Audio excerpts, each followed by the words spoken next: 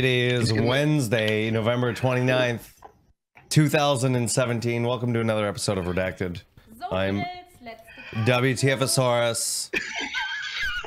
And, yeah, someone requested a song. I'm joined by Twerk17 and BoredGamer. What's going on, guys?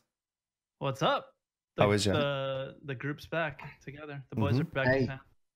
Hey guys, I don't know if you noticed 3.0's on PTU. I don't. It's oh really? I'm gonna have to go and download it. I didn't know that. I know, right? Yeah. What's We're that? gonna have to... So there's this game called Star Citizens. That's all about flying around. What is it? How do you play? Is it about flying around in space though? Well, recently they changed it, so it's about flying land. And building purely on like planets. So are you telling me that this is it's gone from a space simulator to a real estate simulator? Yeah, it's called Land Citizens now. Oh. Yeah. Then the quest to own all the lands. I don't know. I don't want to brag, but I bought some $50 lands. Did you really? No, God fucking no. Fuck that shit.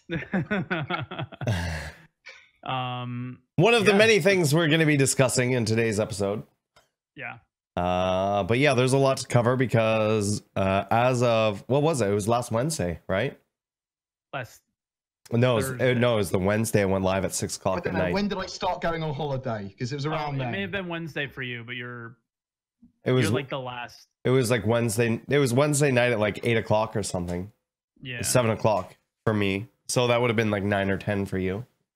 Yeah. I was asleep. Yeah, and I remember because I jumped on and I was talking about Star Citizen, and I was getting ready to move. I was like, okay, you know, I think we're gonna talk about this for maybe 20 more minutes, half an hour, and then we're gonna jump over. Right? We're talking about the anniversary stuff, and then people were always trolling me for the past, I don't know, 12 months that 3.0 is out, and so I'm like, yeah, sure, whatever.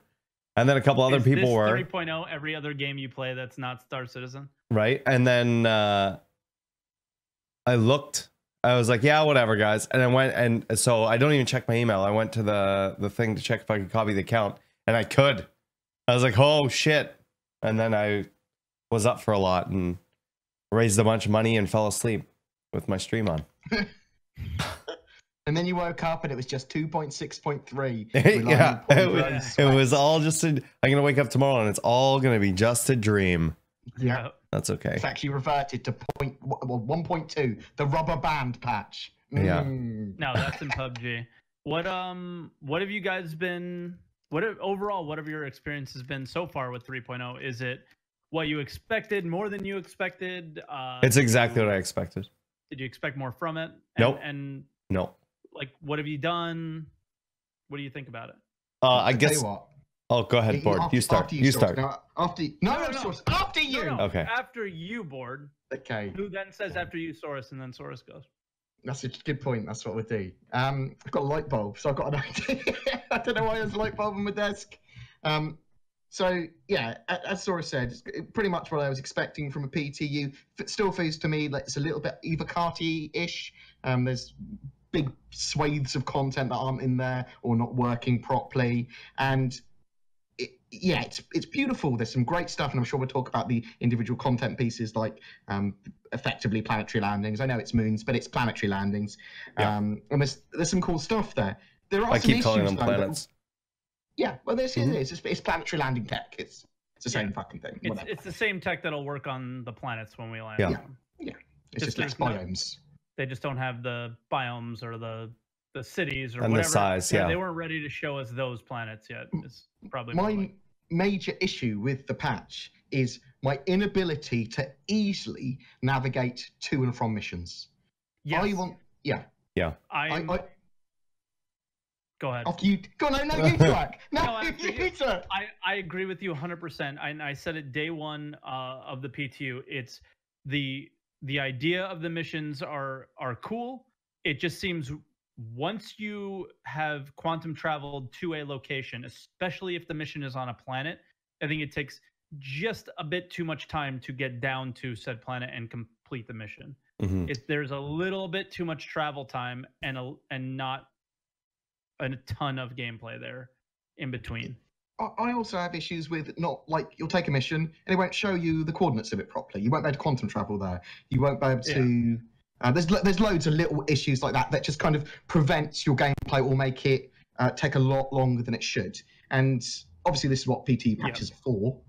It's just annoying when I want to get lots of footage. I'll be like, I'm going to sit down and do mission. I can do one mission and the NPC's invincible. Go team.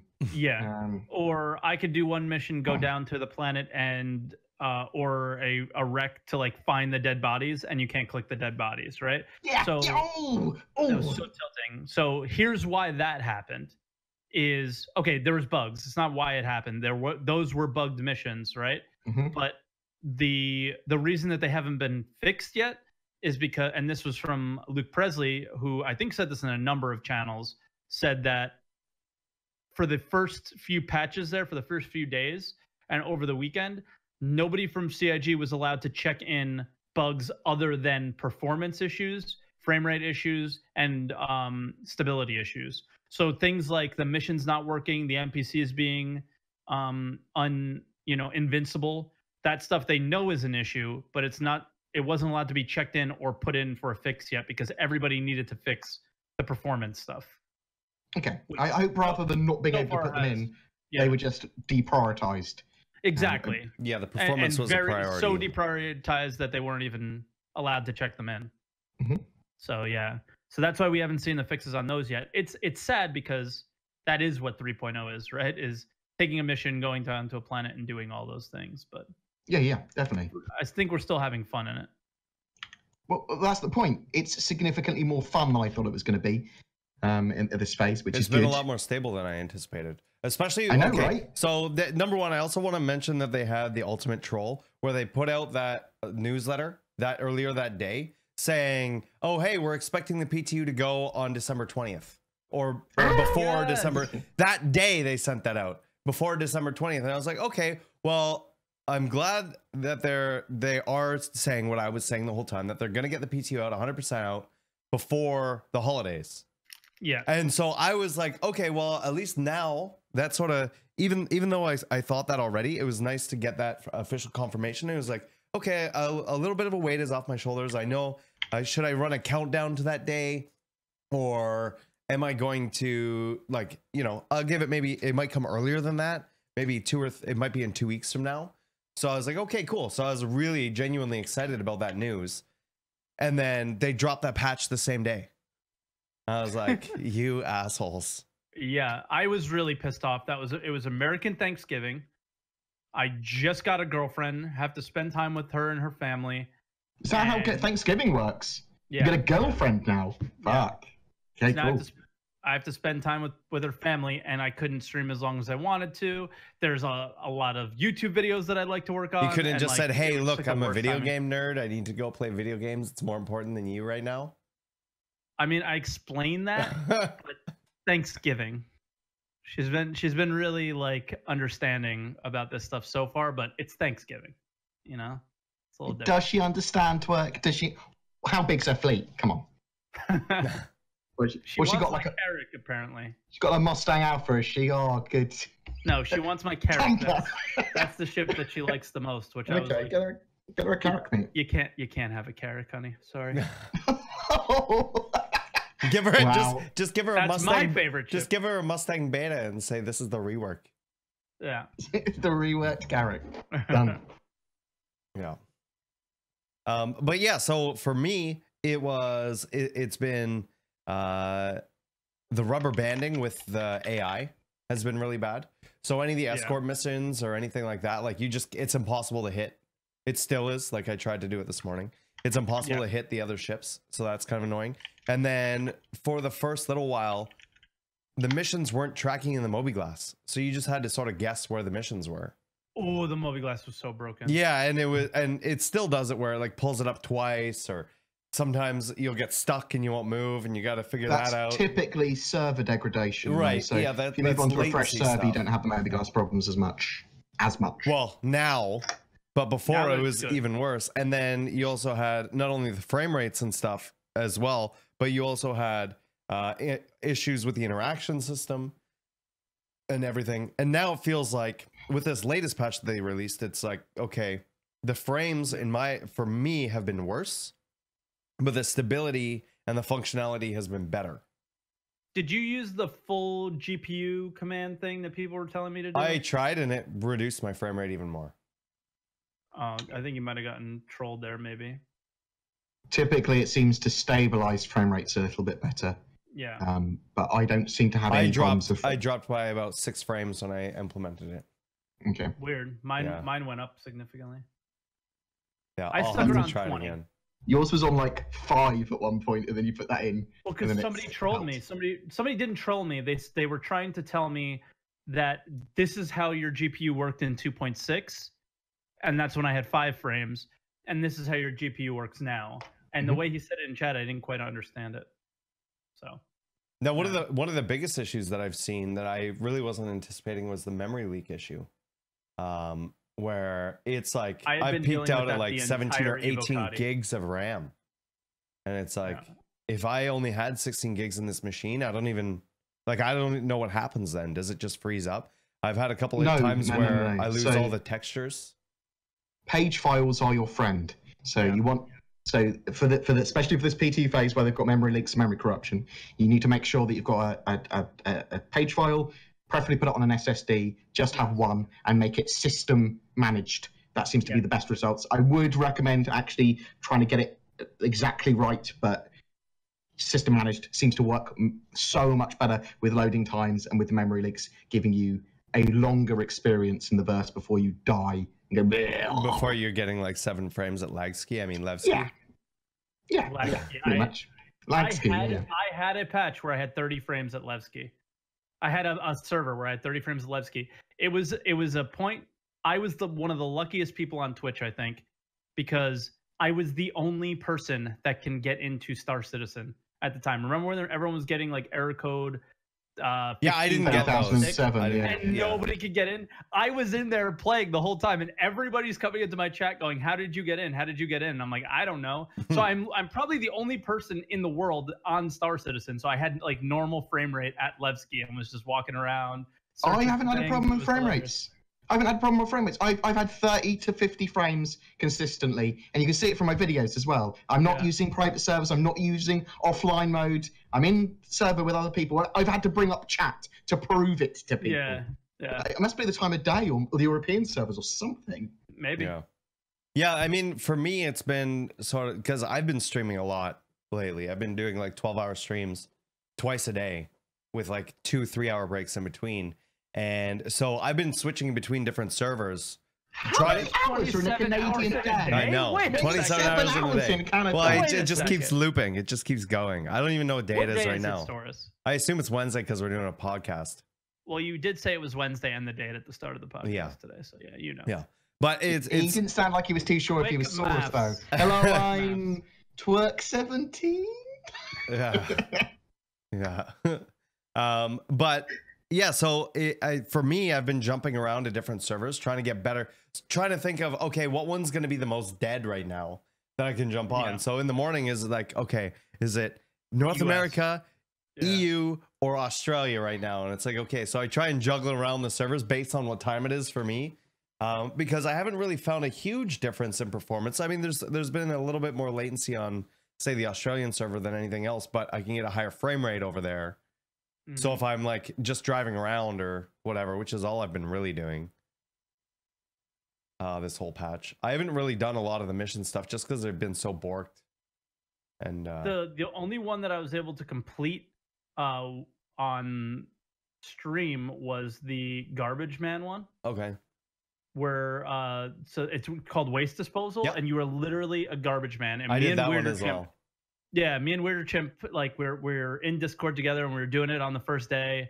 And I look at him and he looks at me and I go, you know, I knew we were excited for 3.0, but did you think this is what we would be doing? Yeah. Is literally picking up piss and shit from an outpost and flying it off the planet. That's what that was a mission. You know, we're garbage men. We're janitors.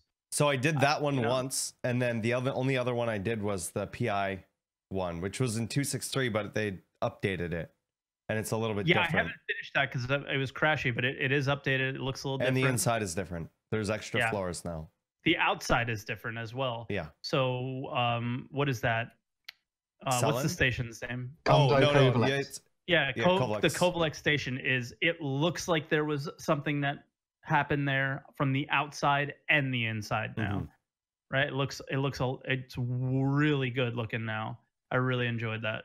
Just going back there and checking it out. yeah, it was nice. And now you look to your right and you can actually land on the planet that's next to you. Yeah. You know, Yeah. like it's so much different than 2.6. You looked at it, but you were waiting for the day that you can go and land on it, and now you can. So cool. Yeah, so I went to all the different legacy areas like Korea, Grimhex, just to see what was new, what I thought would be in there, what was in there, what wasn't in there. Still no racetrack at Grimhex. Yeah, no hangars at Grimhex either. Nope. In the back, they're there. I went to the other side to see, okay, can I get into them like I did in 2.6.3, and will there be stuff in there the exact same? There was no update to that part of it. But unfortunately, the asteroid belt is way bigger. You can't just fly like before. You could fly around the whole thing in like an hour. You cannot do that in an hour now. Good luck. No. That would take at least a day, maybe more, to fly around it. So I'm impressed though with the asteroids, how far they're rendered, because when you get onto the planet's surface, I say, okay, is that an asteroid? I can see a twinkling in the. It is. It's an asteroid, or just someone's ship. And you can see them rotating, dude. Yeah, you can see them actually moving. See them rotating. And then you occasionally see someone's headlight of their ship glance over one and stuff like that. You're like, oh wow, is that why I'm getting crappy frames? Because yes, because that's being rendered at that distance. Although it starts saying I have some form of voodoo on my computer where I don't seem to get that bad of frames. Yeah, I mean, for all things considered, even with the low frame rates and stuff, for what is in there, the draw distance of everything, and when you think of the fog and the lighting, even though I think the lighting should be thrown further than it is, it runs pretty well. Yeah, all things considered. Obviously, I think that there's a lot of improvements still to be made. But for an implementation that sort of came out of left field, like we weren't really expecting it. And, it announced at PTU, and when I heard that, I was like, well, these people aren't prepared for Evocati stage testing. Because that's what this is, Yeah, that's exactly what this is. I've been Evocati testing, and I was like, they're doing what? They're doing what? So, I mean, it seemed very clear that when they pushed it to 3.0, it wasn't because it was massively playable or anything. I think it was because they looked at Evocati and said, okay, we need more people testing. Well, and the other thing too is, you like for all the leaks and everything that were coming out when they were talking about, increasing the player caps and all of this other stuff, and like the frame rates being horrible and all of this other stuff, I was like, well, that's why I expected 2 to 3 weeks maybe, and not whatever. Because I was trying to be optimistic about it, but that was my optimus is 2 to 3 weeks out, and they'll try and sort of figure some of this out. And I didn't think they were even going to go to PT with that high of a number that they did, which is 50 now. I mean, honestly, the number doesn't matter. You never run into people anyway. Well, but it's for their testing, right? Yeah, they've had successful tests with 128 as well. I mean, at the moment they are trying to work out how many server cores and all this stuff for their actual server hardware that they need per parts of server. It's really important for them. To so many people, right? To find out that information. It wasn't because the patch was ready to go, and it has been driving me nuts when I was streaming. People come in 13 FPS, haha, and it's like, dudes, you don't know. You have no idea what's going on here. Like, at least I'm playing a game rather than coming onto Twitch and saying, haha, you're seeing shit frames. Yeah, you're watching someone watch shit frames. No, but like, honestly, they don't realize that, like, this, especially that day one patch and the couple after that shit was Evocati testing. That's what you were doing. You know what I mean? Yeah. I like it in a raw state. I like the fact that I want stuff out quicker. I don't care if it's buggy as fuck. I don't care. I'm good with that. Yeah, it's let me been fun. remind everybody really quickly, if you guys have any questions for us, by the way, !1 question. I can't guarantee that we're going to get to all of them today because we do have so much stuff to go over. And I know we already have a bunch of questions in there. I have a time constraint. I have to go to work today. So there's a bit of a time constraint because of me. It's my fault. Well, I mean, we can always continue the questions next week if you get them in there. I don't know what they look like. I haven't looked at the doc yet, but just so people are aware as well, try not to ask any Evocati-based questions because even though the embargo for creating footage is lifted, the NDA is never lifted on Evocati stuff. Yeah. Yes. So anything that potentially could have been Evocati and is not in PTU, or anything that they were testing specifically in Evocati that you may have heard through a leak or something like that, they can't. So they can't really. Questions like, what was your favorite part? What was the favorite thing you did during Evocati? We can't kind of answer. Yeah. Technically a breach. Yeah. True. We also had. I mean, that's. I mean, as far as 3.0 goes, I mean, we're still. I think once the missions come in and we're all working properly, I think that's really going to change. I think the frame rate. Once the frame rate gets a little, like if it can stay around mid-20s to 30s, I don't know how long that'll be before they get that, but I assume that their goal is to get the frame rate much higher than it currently is. Even if that means rolling back the amount of players, right? I'm rolling players back. 4 live or something like that. You don't think so? No. No, I think they're going to try and hit 30 frames. Yeah. They're going to try and hit the tick rate of the servers, which is, I believe, 30 still. But anything beyond that, they're going to want more players in the short term because they need to start working on server meshing. So they need to work out, and then they can improve the frame rates from patch to patch. But they need to get the network code, as much information as possible now, and as many people in the service as possible. Yeah. Yeah, no, I totally get that. At the same time, like I know that they need to do the stress testing and stuff like that. I think that some of this stuff is all like it feels near impossible to test with the frame rates and everything that we have.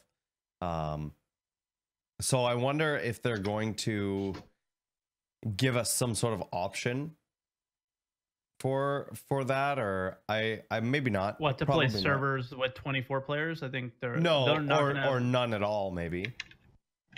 Right, because now, okay, so in 2.6.3 you could use an offline mode very easily, right?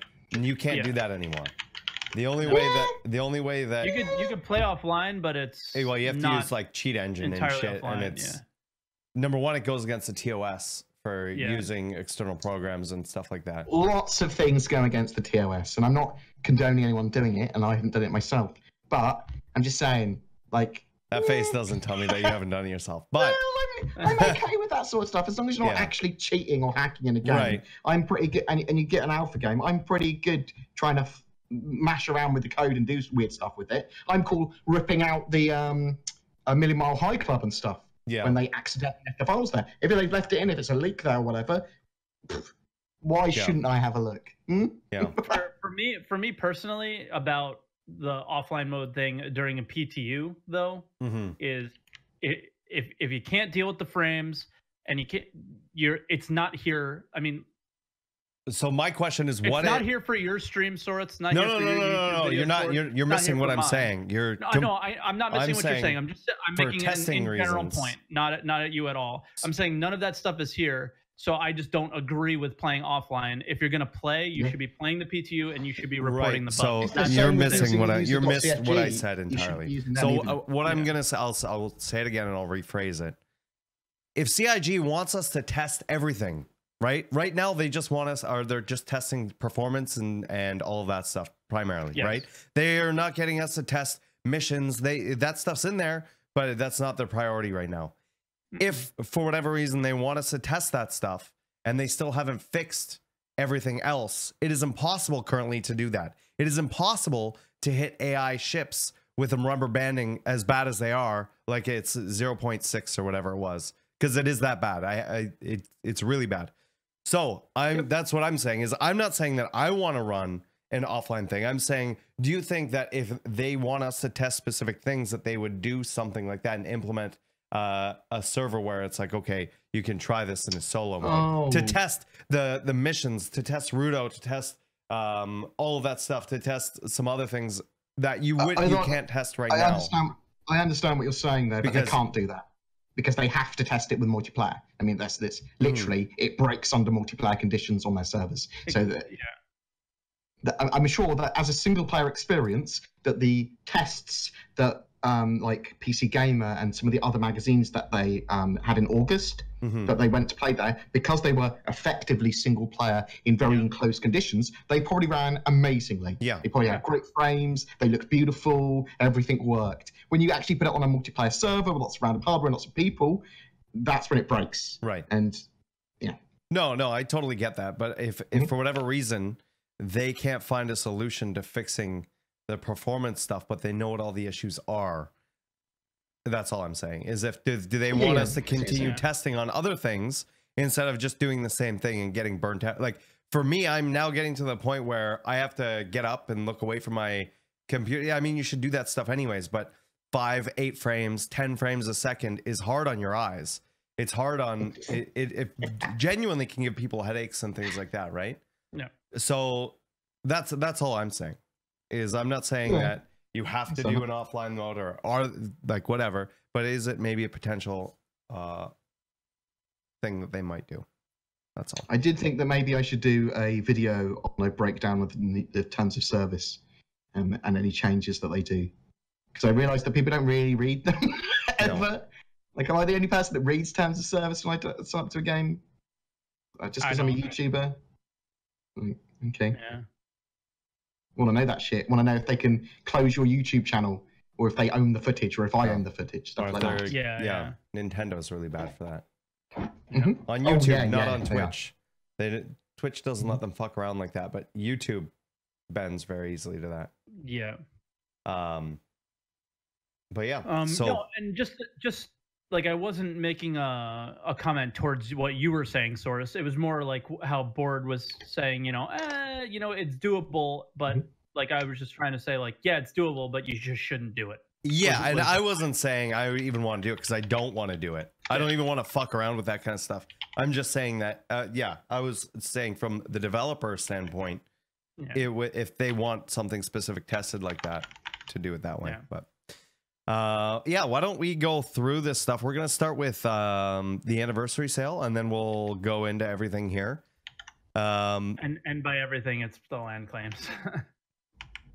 After that, right? So just I mean, I'll go ahead. There's also some speculation on it for Friday as well. I know I may be a little biased for this. You're the biased dude. It's like I heard that. I think I heard it before. We heard about it before the we heard it the same day before the patch, and I was pumped. Yeah, obvious reasons, but yes. So once again, guys, if you have any questions, exclamation point question in chat. Once again, if you do want to pick up any Redacted merch or anything like that, exclamation point podcast store or podcast shirts. I think it's podcast shirts in chat. Just try both commands. You might be able to buy some land as well. Exclamation mark Redacted land. You can buy some land from Redacted. Podcast shirts right there. And I'm just double checking. I don't know if they're on sale or not still. I think the sale's over. It just ended yesterday. I'm looking to. I thought I got an email saying that it got extended, so I could be wrong. Oh, it did get extended, yeah. Did it? I'm waiting for it to load though. Yeah, I think I can't connect to it, so. Okay, awesome, great site. Well, anyways, go buy some t-shirts from the site that doesn't load. Thank you, appreciate it. Let's start with Anvil Aerospace, I guess. Yeah, so Anvil, every day there's been a different sale. Anvil, we started out with Anvil, and they went through, we saw the Terrapin, the Carrick, a little bit of the F7A, the Hurricane, and the Hawk. Out of those. And I guess the main exciting one is the Hawk, right? It's a brand new ship, bounty hunting ship. So, how many bounty hunting ships do we have now? We have the Cutlass Blue and the Avenger. The Avenger, and now the Hawk. So I think this is a timely sale because with Bounty hunting Board's coming always in. much better with this, but 3.1, I think we're gonna see some more fleshed out bounty hunting mechanics. Am I right with that?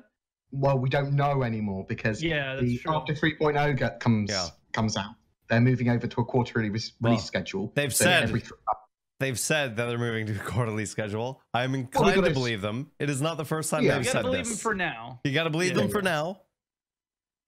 We're going to assume that every time they get their scheduling wrong, they get better at scheduling. This is the third time they've said that they want to stick to some sort of schedule for patches. Yeah. Yeah, but I'm more inclined to believe them after understanding 3.0. And the Delta Patcher. Yeah, well, so the Delta Patcher allows them to deploy hot fixes and patches quickly and easily and iterate on them. It also saves them a shit ton of money. Yeah. Which is one of the reasons that they weren't so willing to put out as many patches as they were before, is because they didn't want to send out 30 gigs each time to all the testers. Now, every single patch that we've had, I've been able to download while I'm in my start screen, and my song only plays once. And then it's done and downloaded, and then we jump in. It's been fantastic. Yeah. It really has. That's the one thing out of the entire patch that has been Steam, amazing. It's like no big deal. This is what you have all the time, right? But pretty fucking great. It's been a really refreshing Star Citizen experience with that. Like, oh, new patch is live. Okay, you could download it midstream and start up the next patch. You know, it's really, really nice. Downloading stuff as well. And you're not sitting there for 12 hours. Yeah. Yeah, but it also doesn't stop my internet. Yeah, exactly. Previously, it was every other internet traffic on mine is dead. I don't even know how you do that with a program specifically designed to stop internet traffic. It was a crazy thing, but lots of improvements there. So I know Saurus won't because it's not Drake, but were you even tempted on it was very cool. I liked a lot of things. It screams Slave 1 to me when they showed that one thing of it, and I'll rewind it here a little bit. How about the glass? Yeah, are you going with the glass to look down? No. So right here, that's so cool. When they showed it sideways, that's when I was like, oh, it's a Slave 1. That's exactly what it is. I know the car. Everybody's like, oh, the car to all looks like the Slave. Well, this one actually has the thing in the back that holds it, and when you look at it from the side, it's like, oh shit, it's the Slave 1. It's cool, and that's exactly what it is. Yeah, it doesn't have enough big weapons on for me to warrant buying one, to be honest, though. It doesn't punch enough above its weight class. It doesn't. Well, it probably does for specifically for it's having no hammerhead, that's for sure. That's true. But it's got lots of small bore weapons. And we know that CIG from ages ago, 2 years ago, wanted to release a concept with lots of small bore weapons, which is obviously this one. Yeah. Well, its main job too is it looks like capturing somebody alive. Yeah. Anyways, right? Its main thing isn't destroy, it's disable. Well, I mean, that's an interesting thing because it's got that little sky window underneath, which is also very cool. Well, it is very cool if I have weapons on my ship that can disable people on the ground. Yes and no. I disagree. We don't have a tractor beam yet. No. So something that I notice now that we have like day night and the planetary side stuff and everything, what I want to see more of, I want to see something in the back of the Cutlass or something, is a glass floor. And I also want to see more floodlights underneath ships, not only for search and rescue, but for bounty hunting, for landing, for all kinds of stuff. I want to see being able to like think of your traditional UFO that has the big beam light under it, right? Having ships that have that when they're, well, not even to lift stuff up, but just to like, if you're bounty hunting somebody on a planet, it's easy. Like think a police helicopter, right? Just flying above them, watching them, seeing where they go. You don't necessarily need guns from your police helicopter to shoot at them. You get the guys on the ground to do that, but you track them with the ship in the sky. And I think that's sort of what the Hawk will excel at. Although I kind of like that idea, this ship is very much a lone wolf ship. Obviously, you can use them with groups of people and stuff, but I want to be able to track and capture my prey, my bounty, all in one ship. And I want to see weapons on ships that can disable ground targets relatively safely. Yeah, I imagine I'm sure they'll have. Something like that. Well, the distortion weapons and EMP weapons will distort and drain the power of people's suits. So if they're in a heavy armor suit, you could potentially stop them I suppose. I'm not sure if it. How do those heavy armor suits work? Are they hydraulic? Are they electrical? I don't think so. I think they just stamina. Yeah, you just have. they just use a lot of muscle power, and your heart rate goes through the roof if you try running 10 feet in them. Have you? Board told me to do this and got me pretty good. Have you guys tried squatting? Like over and over again? Yeah. It's ridiculous. Just hyperventilate and pass out. Yeah, squat and then pass out. Yeah, so ridiculous. But no, Board, are you thinking about? I know Saurus won't because it's not Drake, but are you thinking about picking one up at all? It doesn't sound like it. Probably. I see that. I've realised for my YouTube channel, I kind of want all of the ships, which is going to be very expensive. Now, I don't need to buy all of them. That's all right. I do the melting rotation. Melting rotations work, but also 3.1 will allow us to buy ships. Yes. And I've got a little bit of a platform to be able to shout at CIG with lots of viewers and other people as well if something isn't in game that I want. So I'm hoping that I can go, this ship should be on sale in game because I don't have one. At some point, and I'll get on my soapbox or whatever right now and just completely go off topic. Yeah. At some point, they really need to have press builds for some of us. I think where we're able to show off the ships. We've been I don't think we're white knights for the game, but we have been the word of mouth for them in certain areas, and bringing people into the game and getting them excited about it for a long time. And if there's anything that they could do, is something like that where they have no value when the game comes out. Maybe the ships all disappear or something like that. Or it's just something that they use, like it's the accounts that we used when we went down to CitizenCon, right? It's like a temporary account that we use, and then they change the passwords on them when the game comes out or something. Yeah. Just even when the game. I like that idea. I would like to not have to buy all the ships. Yeah, exactly. That's where I'm going. Is if we've done, and this is a little elitist or fucking special snowflakey, so don't hate me for saying it, but I would like to be able to put out a YouTube video every time a ship comes out in game, or talk about it on the stream and show it to the fans of the game, just the way they do. They do it also. That's the thing. Is I think they may think that well, we don't have to do it for you because we do it for ourselves already. But I don't know. I think a lot of games do stuff like that. Yeah. I just message Life is Futile and say, hey, I'd like to play your game, and they give me the highest package possible, has everything. Like every game does that. So I don't know why Star Citizen should be any different. But just moving. I wanted to just get off that tangent. Yeah. On that tangent, just real quick. But Hawk's pretty cool. I think I'm going to pick one up. I'm going to get rid of an Avenger for it because I never liked the Avenger in the first place. Terrapin. Yep. Was the next one. Terrapin for me was really interesting because I think during the sale, they really talked about it as far as a military ship.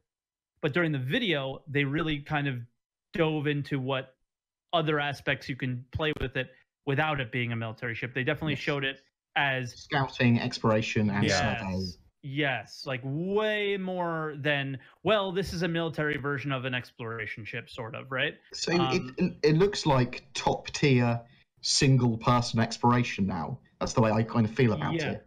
It's got a little bit of a specialized role because of it is this armored shell that comes down and stuff. But I really like it now. I love the Terrapin. I wasn't a huge fan until I watched this video. I thought this was really cool. So in the end, it's got a little more gameplay than I expected. Looks really good.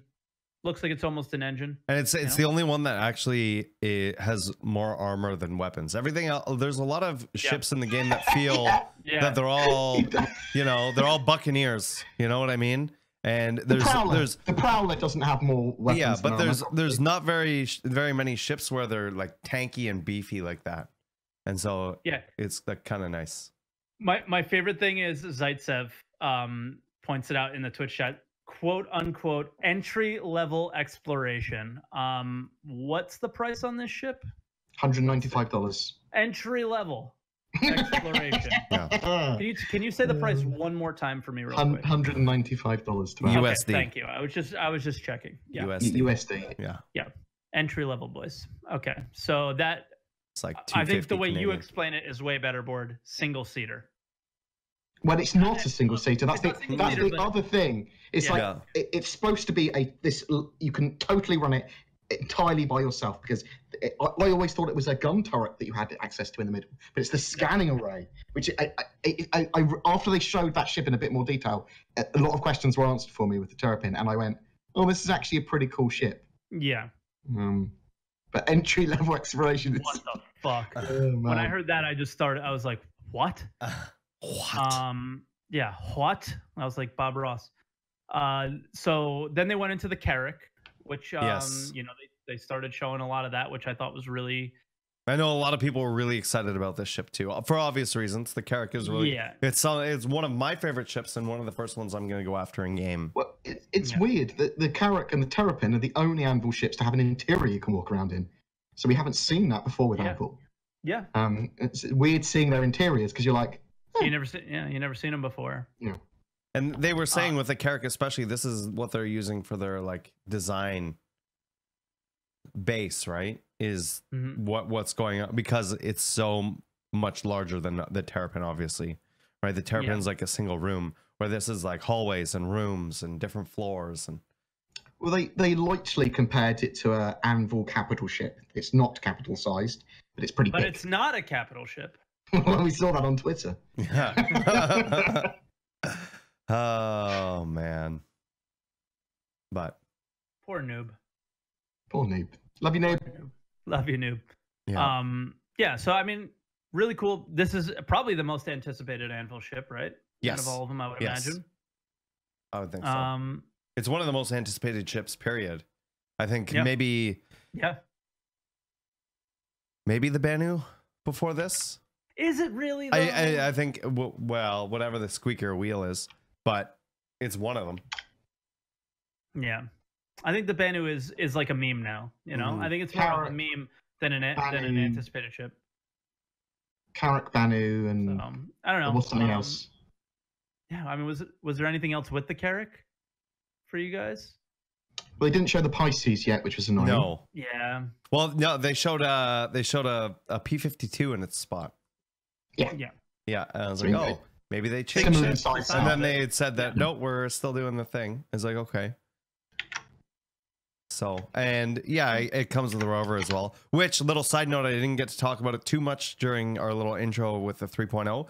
That has been my favorite experience so far, is driving around in the Ursa and just getting sick air and getting some Tokyo drifts in. Been a ton of fun. Yeah, man. I don't know, just moving on again. There's a freeze frame of the F7A in engine. You know, I think we've seen it. Looks pretty cool. Yes. Here, Hurricane. Let me pause this. Grab the F7A first. Looks good. I mean, I feel like we've seen it, but I figured we have. It's because we have basically seen it a few times. Yeah. I figured it was worth bringing up because it's the F7A. It's sexy. It's what the 2947 or whatever Hornets are going to end up looking like. Something similar to that style. It's just, we're going to see so much of that. We're certainly in the December live stream. It's going to be all of those Squadron 42 ships, all of those military ships that will actually be like, look at them. And now we're having a surprise sale with just military ships. Merry Christmas. Woo. Yeah. So you know the future. I know the future. I mean, a ship sale is in the future. Congratulations, you're a genius. Thank you. You're a fucking genius. Thank you. You're gonna be selling land next. Yeah, I mean, soon they're gonna be selling refrigerators. Yeah. I'll buy them. Speaking of ship sales, how about that? Yeah, there's the Hurricane too. That was neat. Whatever. Hammerhead. I don't know if there's been a combat ship I've ever wanted more. Me too. This is so expensive, this was the thing too for me. I saw it and I was like, holy shit. Yes. Like just the turrets and like put it this way. Each one of those turrets is the same firepower as a Constellation. Each one of those turrets is think of all the missiles it carries. That's a good point. It does have a lot of size 3 missiles. Right, yeah. So like it's just ridiculous. So this is something that escorts capital ships. in my opinion. Yeah. This is also something. You have also 2 or 3 of that, these with a capital ship, and you just screening. melt through anything that you come across. For me, it's a patrol ship that you can go, I'm going to go and wipe out pirate bases and vandal bases that don't have capital ships. And you just turn up and go, they don't have capital ships, I win. And it's cheap to run effectively compared to other ships of a similar size. It only takes one floating guy to maintain the whole thing. Yeah. Give it AI turrets or NPCs in there and just use lasers. And it's a nice, efficient, cheap ship. Yeah. But this will literally, if you are into escort missions, this is your ship. Entry level. It's an entry level ship, guys. Entry level escort ship. Unfortunately, though, this one definitely does not punch above its weight class. No, this is heavyweight. It's not going to grow in size either, because CIG have now got good at working out the size of ships based on internals. Yes. Yeah. So all the things growing in size are the older ones, right? Yeah, because now, when they first concepted them, we went, great, this is the size, but they went, oh, we need the functionality of the rooms, but also we need to put 2 meters between each of the rooms so the ship looks real, and now the ship has grown in 3 times the size, or whatever. Yeah. That's why you get the Javelin that is now 480 meters, I think, which is pretty big. Yeah, it's a little big. It's an entry level destroyer. Yeah, for sure. But it is, I saw it and I was like, I like it. Yeah. I mean, it's a little sad it's not Drake. It looks like it should be, right? I really want one. Yeah. But there's so many combat uses for it as well, because it's got an elevator. It can probably take Nox's bikes and possibly even rovers and stuff in there. Yeah. Because if it's articulated turrets, you could land it at an outpost and use it as a gun installation. Yeah. There's so many things you can use it for, and I was like, oh my god. It's just brutally expensive. It's so expensive. It's big though, you know, but it's so expensive. Now, did either of you pick one up? I take it as no. No. Oh, I'm going to, but I'm effectively going to be cross-chassis my Caterpillar up to it. Okay. So it was like, well, I'll do some content on the Caterpillar. By the time we have modules for the Caterpillar, we're about to buy them in game. So yeah, I mean, that's what I'll do. I'll melt something and buy it when it actually comes out, show it off, and then melt that for something else at some point. But it will not be added to my account, that's for sure. Yeah, for me, it's something I want to give away. So it has been a goal that I put up, but it's not going to be. Like I said, I'm a Drake only. Yeah. For starting, that's what I've sort of relegated myself to. Otherwise I'd be like, oh, an Idris, or oh, this and that, and next thing you know, people will have it in your org. Yeah. Oh, of course. Don't worry about it. Speaking of which, our org's over 1,000 members now. Pretty baller. Congratulations. Then they also talked about the Reclaimer and showed more of the interior of that, which was very cool. Anything of note really that you saw with this? Player-controlled drones. Yes. So it's got 3 player-controlled drones. They're going to be helping with salvage. So they gave much more insight into how salvage will work. Yeah, and it's got a drone bay that they can come back to and be repaired and programmed and stuff. But I'm not sure how exactly they're going to be player-controlled. I'm hoping it's rendered as extra secondary viewport stuff, so we can literally fly them around and. Right, you look at a monitor or something. Yeah. Even if they're just tractor and scout drones. Or grabby hand drones. That's all cool for me. I'm happy with that. I think the Carrick had drones as well, actually. Yeah, I think the drones are something they're leaning more and more towards. They also talked about them with the Pioneer or the Orion also has drones and the land stuff. I know I'm sort of jumping ahead here, but they also talked about drones protecting your land.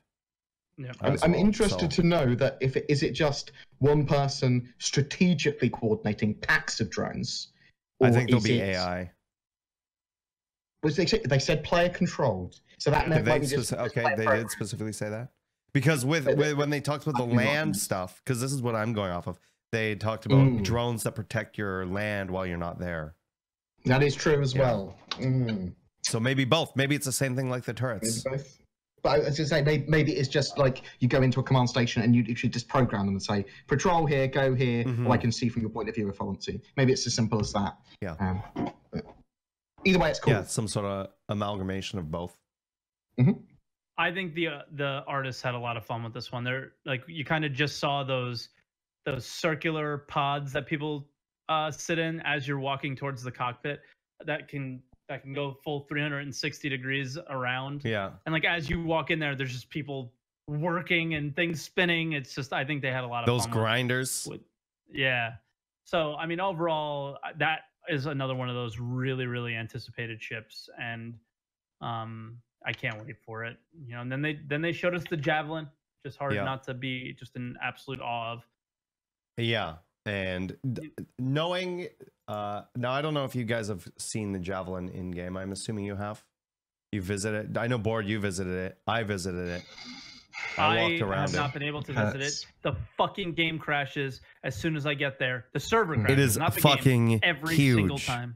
I was hunting around with it for 3 hours with Jay Lee, and Jay Lee had it on his screen like an hour earlier. And he didn't even notice because he was looking at fucking cabbages. We went there in a. I know, I saw that. We went there and we showed up. I think there was 5 or 6 of us, and we showed up in a Starfarer, and one of the engines that was by itself dwarfed the Starfarer like 5 or 6 times.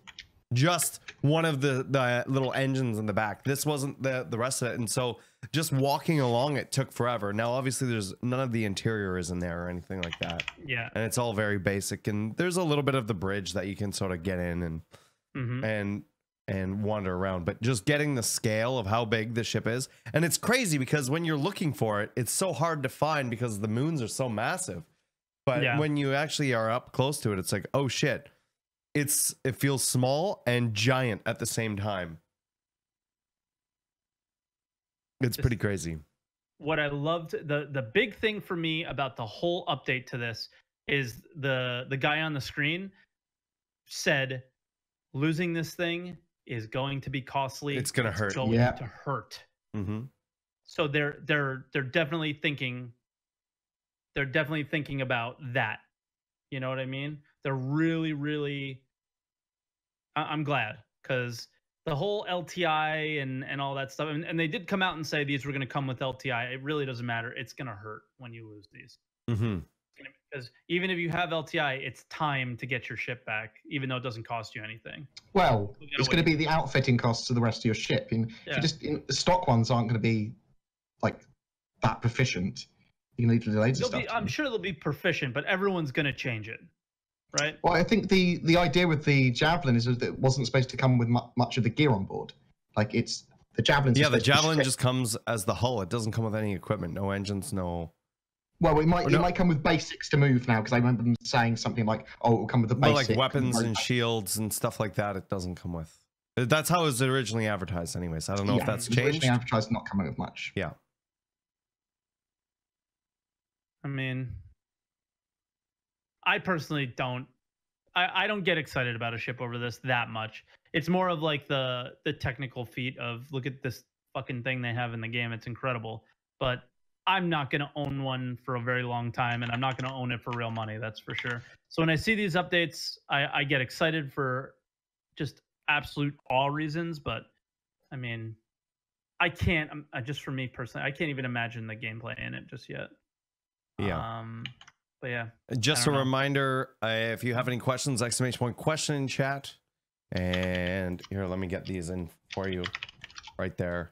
And also go buy some of our shirts. If the link even works. Yeah, I don't know if it's gonna work. We'll see. Yeah.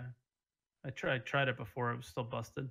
Yeah, but moving on, the next day we had ground vehicle and alien ships. I didn't enjoy this one that much. I didn't think we got too much of an update. It almost looked like the Tumbril sale again when those came out. Gave a little bit of information on that. I almost bought one of those. I'm going to buy a few. The only reason I didn't is because I don't know whether they'll fit in the back of a Cutlass or not. And so because I don't have those metrics, I didn't. Yeah. That's the only reason. I think it's important to have ground to air stuff. Yeah. Well, I was gonna get the recon one. I really like the idea of mapping.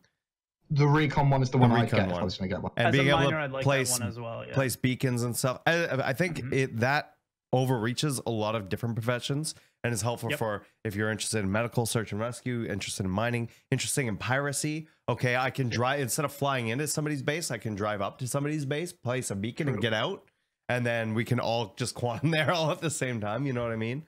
Stuff like that. Yeah. It's And it's probably cool. faster than the Ursa. Probably. I would imagine. Yeah. It's one of the fastest vehicles they have. That's it's what not they as said, fast as the Nox in the Nox. street. Yeah. Yeah, like as far as the ones with wheels, it is, right? Yeah. I would imagine it'd be the fastest. You know, some people were pretty disappointed with this. I wasn't expecting much of a Banu Merchantman update, but I think people really expected to just see the ship. Mm-hmm. And you know, I kind of went on a thing where I just said to everybody that, I mean, guys, you know, Squadron 42 still isn't out yet. And a lot of the stuff is still going to be military based. I don't know if we're going to see the Banu in Squadron 42. Mm-hmm. A lot of the artists that we saw on these ATVs were from the UK working on Squadron, right? I suspect that we will see the Defender in the not too distant future, and then the Merchantman will get it fleshed out a lot quicker after that. See, but then I disagree maybe because if we were going to see the Defender in the not so distant future, then they would have shown us more of the Banu Merchantman design aesthetic or the Banu design aesthetics on this episode, right? No, not necessarily. Okay. Well, they are odd with their marketing.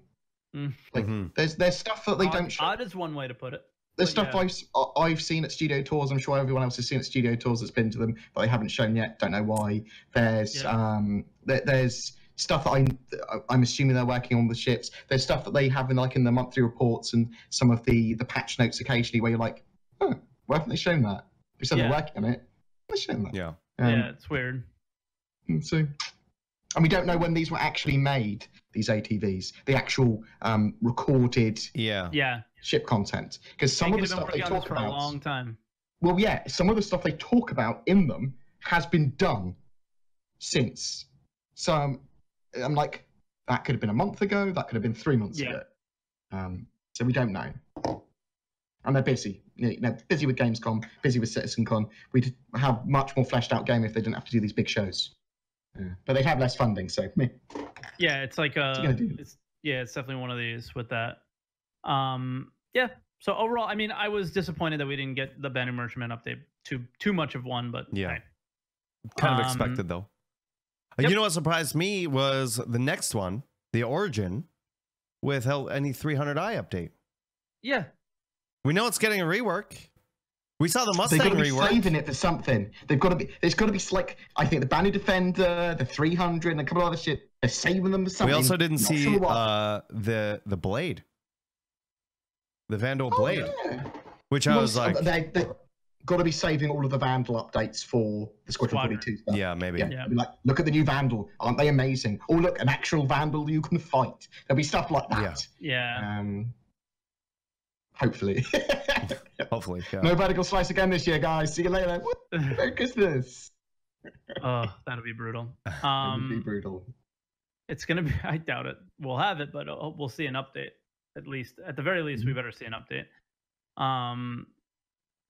Yeah. I mean, moving on. You said the Origin. What? Okay, I was not interested in. The Origin one was, in my opinion, the worst one so far. So what? Yeah, it was. Not only was I not interested in the ships, even if I was interested in the ships, it was kind of boring. So you must be slightly interested to us because they like pray for you as a pirate. Not like, really. More of the whole series, more of things that are going to actually have things of value, and less of like. Do you think that a large cargo ship that you can't possibly loot all of the cargo from is more valuable to you if it's full of like, I don't know, fucking ore? Or a VIP dignitary that you can go, pay me. Yeah. Pay me.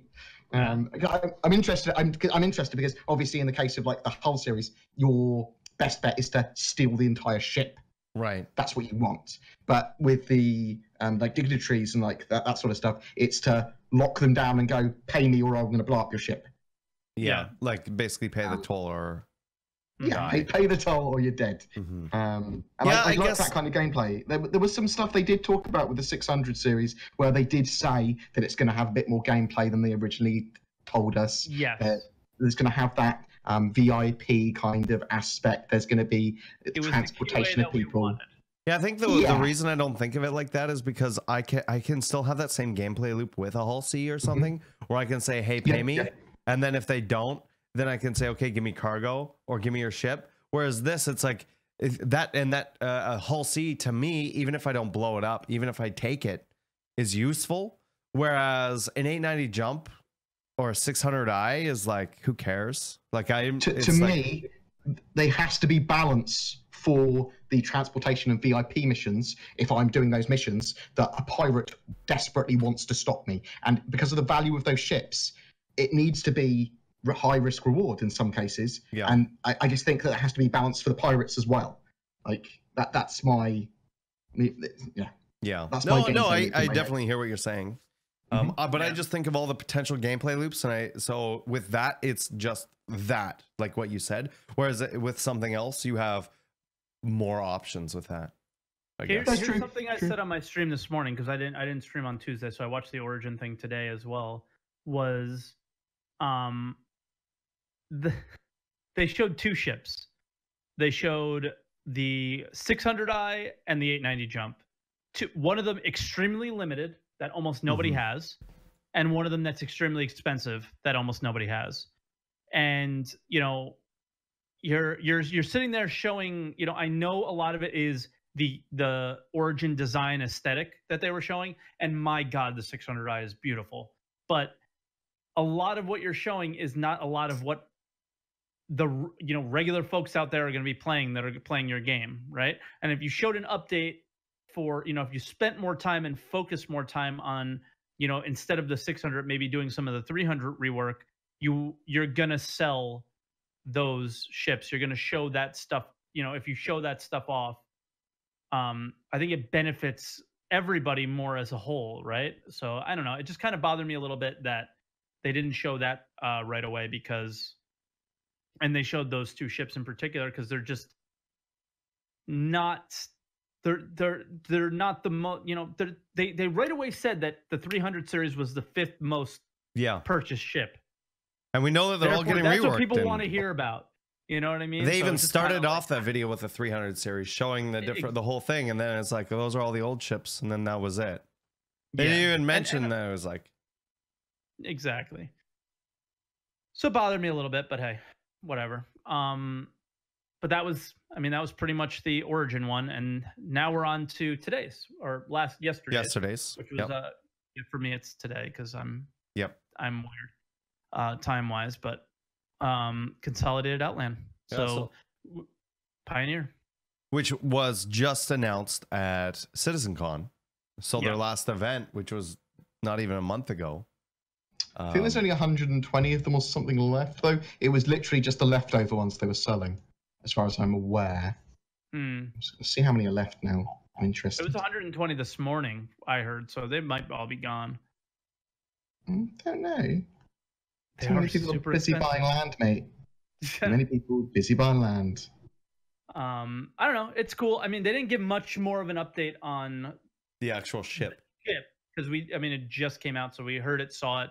There's not much more additional information on it. It's cool. Yeah. And then I can't wait. I have one. I'm pumped for. Yeah, me too. To me, it's the only capital ship worth owning.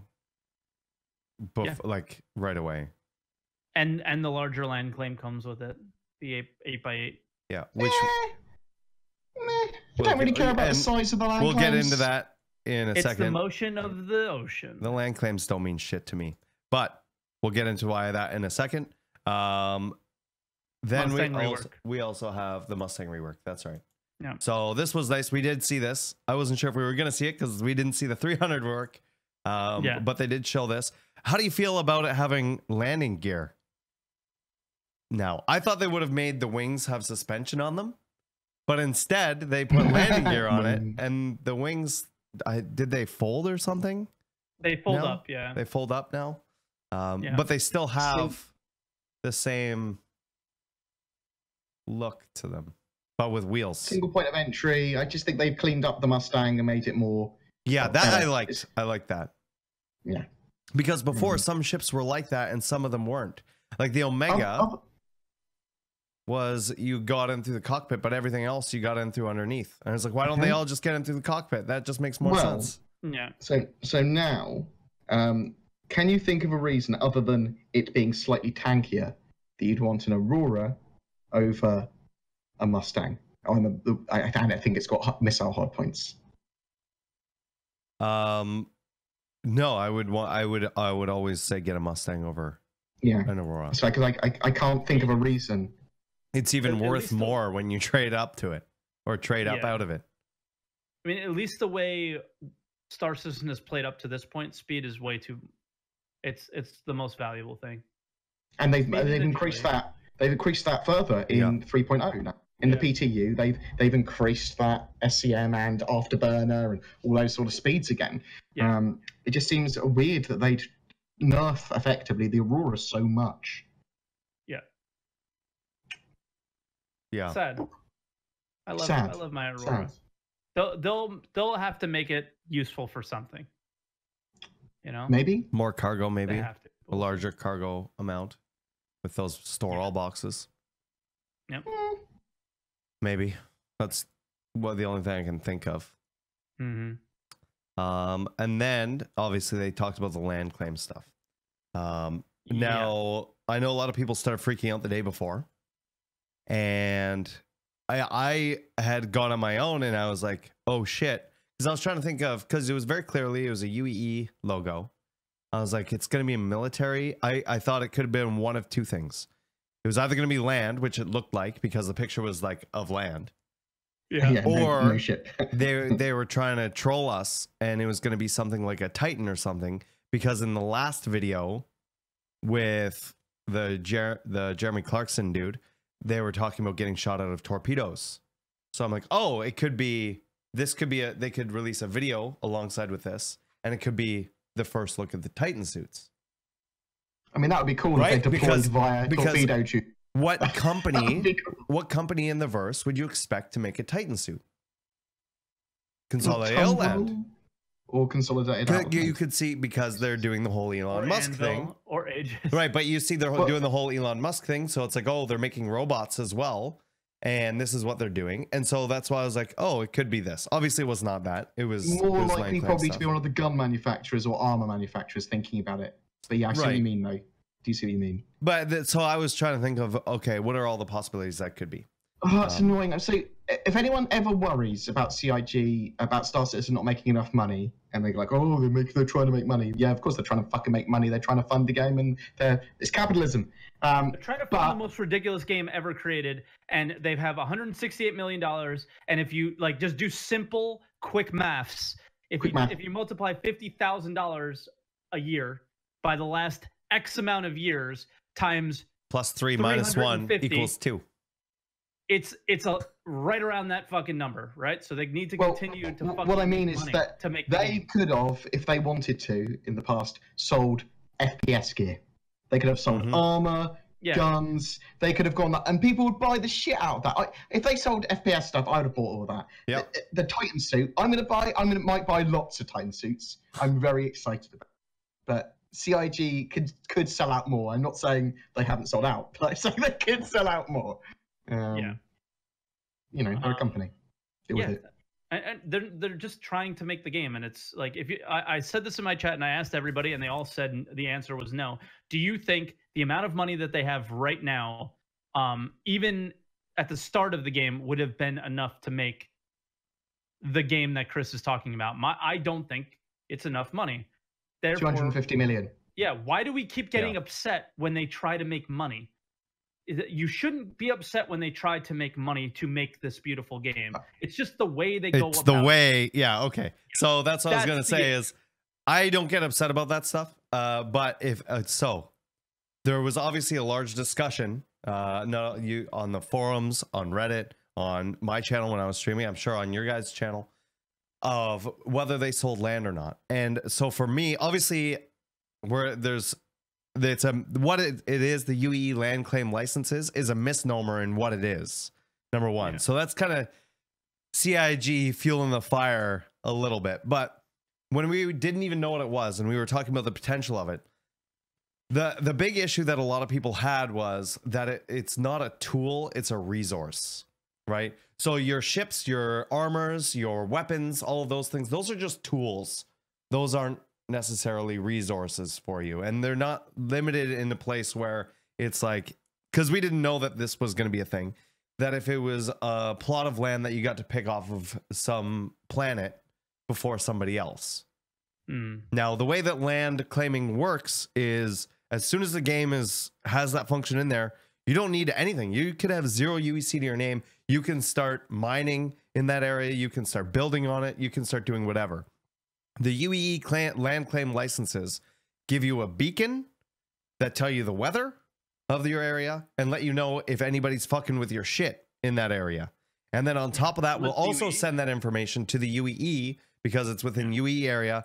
And when they're able to, they will come over and try to help protect it for you. That does not mean that it is going to be impossible for other people to jack your shit. That does not mean that, you know, you're the only one that's going to be able to build in UEE. Anybody can build in UEE space. You're going to want to, and this is why I think it's kind of funny, because you're going to want to build turrets and all of this other stuff that are automated anyways to protect your stuff.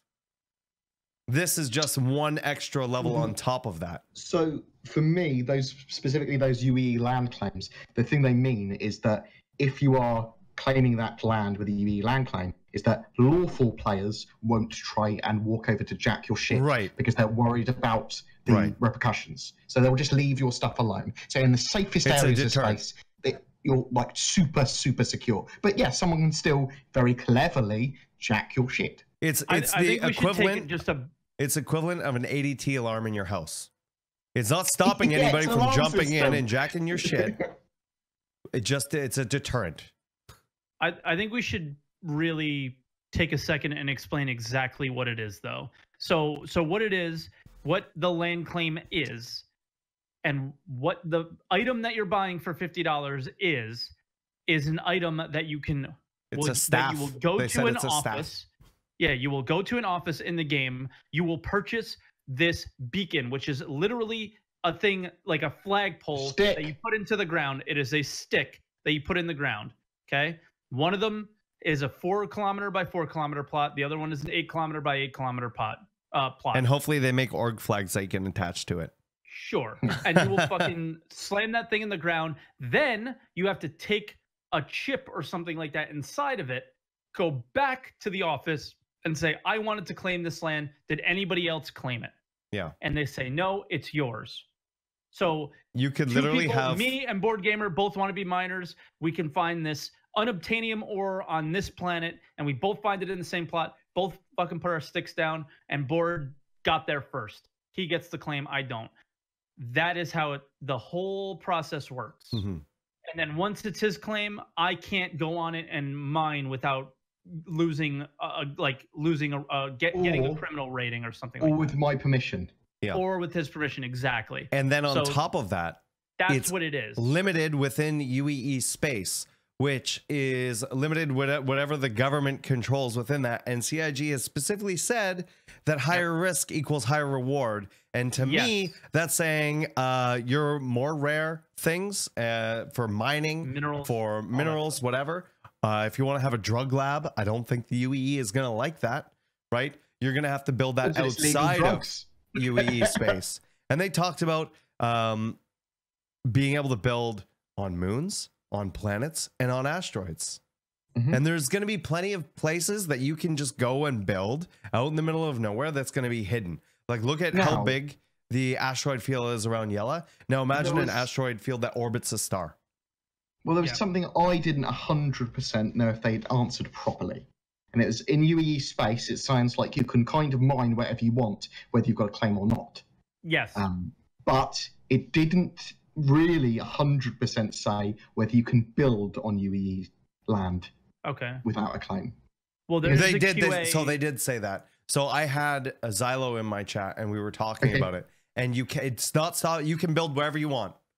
Nobody's stopping you. So you can build wherever you want, and then I can place a land claim on your buildings, and I have your buildings. So that was one of the questions that was asked for the Q&A, because that's not we're not sure because if there's something that's already built there, I assume that you would take over those buildings. But it's my land, mate. My land. Get off my land. It's your land, so it would make sense that you would take over that whatever's on that land. I'm happy for that kind of gameplay. It just makes me an absolute bastard in games. So I go, yeah, I'm gonna troll the fuck out of people. Yeah, and then I bring my pioneer over, dismantle the outpost, got resources. Right. But that being said, if they have built something up and they've built up their own defenses and they have their own turrets and their own stuff that's defending them, and they have whatever, you still have to go through that to place your They're stuff. gonna shoot me in UEE space, a lawful citizen.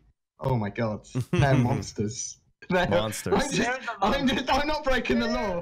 Monster. I'm not breaking the law by claiming land. Okay, if that's the gameplay, I'm happy for that. If you want to build but not land claim in UE space, that's the risk. I think more especially you're gonna see people mining land without claiming it, and things like that. I don't think you're gonna see that. I think that if you're gonna build stuff, you're gonna take the extra 10 minutes, 20 minutes out of your day to who knows how much those claims are gonna cost. Probably not too much. Probably, I don't imagine too much either. Probably. But if you're good, if you want to build there, you're gonna want to get one of those first. Otherwise, in UE space, outside of that, it doesn't matter. You want to build outside of UE space. To be very clear again, you are not going on the RSI website and buying a $50 land claim and buying it on a specific planet in a specific location. You are buying a beacon, and then you have to go in the game to play. You have to play the game to claim the land. They are the most worthless thing they've sold. Literally the most worthless thing they've sold. And on top of that, you have to go in the game and play it. And I can't remember the point I was trying to make right now. There is one thing that pisses me off about them. You cannot buy them with credits. Yes. Because $1 spent to me is $1 spent. And this goes for both the vehicles or whatever. I would have rather seen them do a war bond and a non-war bond version of land claim things than not be able to do credits at all.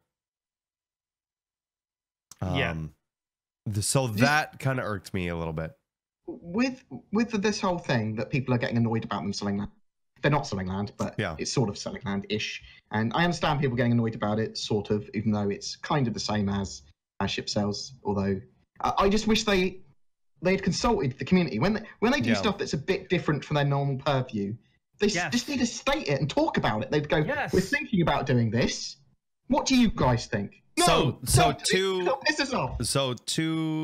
Xylo's benefit, he did. Now, this was right after it was announced, because I had asked them, because the night before, people were freaking out, and I was thinking about it myself. I'm like, I know Twerk's going to lose his fucking mind if they're selling land, right? I didn't, though. I know you didn't. No, but if they were going to sell, like, land, how we were thinking they were going to sell land, I knew you were going to lose your mind. I was going to be pissed off about it. And so I had just said to Xylo, I was like, hey, man, you guys aren't planning on selling land tomorrow, are you?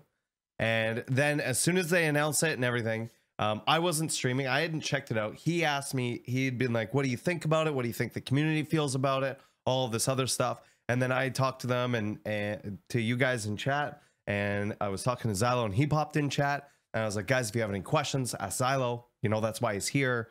And all this other stuff. And I think that is a step in the right direction. And I want to see more of that. But I would have liked, like what you said, Bored, to see it before they implement it, not after they implement it. Say we're thinking about selling land, or do you guys want us to sell land, or something like that? Because it was just sort of like, and now we're selling land. I'm going to take Bored's comment even further. Something as integral as land claims, where you're going to be, you know, they have something to do with mining, they have something to do with salvaging. They're implementing this entire real estate market now, right? You cannot even think, in my opinion, this is my opinion only, you cannot think about even talking about this until you know how mining will work, how salvage all the will other work, fun- how all these game mechanics Are work. these- How can you possibly bring in something this game changing when on ATV, when on all these things for the last year, 2, 3 years? How many times does a designer come on the stream and say, we can't talk about because we don't really know yet. We can't talk about that because we don't know how it works yet. Yeah. Like are land claims going to be on a perfect grid? Are they going to be sort of however you lay them down? Is it going to be free flow? Like, how is the actual system going to work? Well, you need to know how surveying works. Like, the other thing too is like how close are other people going to be able to build next to each other? So if me, Twerk, and Bored all want to be neighbors and build our things all sprawling together, can we do that? We don't know if we can do that. There's all kinds of stuff, and we don't know if CIG knows these things yet. So it's That's like, the thing. This is something they could have introduced first as a mechanic and then sold afterwards, or at least introduced in game as a mechanic, not introduced as a mechanic, introduced in game as a mechanic, because we're going to go in this game and try and abuse it and exploit it in every way possible. Then when you're going to bring in something that can completely change the entire landscape of the game, I think you have to know how the game is going to work before you do something like that. Yeah. It's just sometimes like things like that are just mind-blowing to me. Is they are comfortable with selling something for $50 when it's going to change the landscape of the game. And how often does a developer come on and say, well, we don't know how that's going to work yet, but this affects that, which affects this, which affects that, and they're all intertwined, but they don't know how it works yet. But they're okay selling a salvage ship, a mining ship, and land claims, right? Yeah. Well, not land claims, but the land beacon. You know what I mean? And it's just a little, it's just weird to me that that's okay.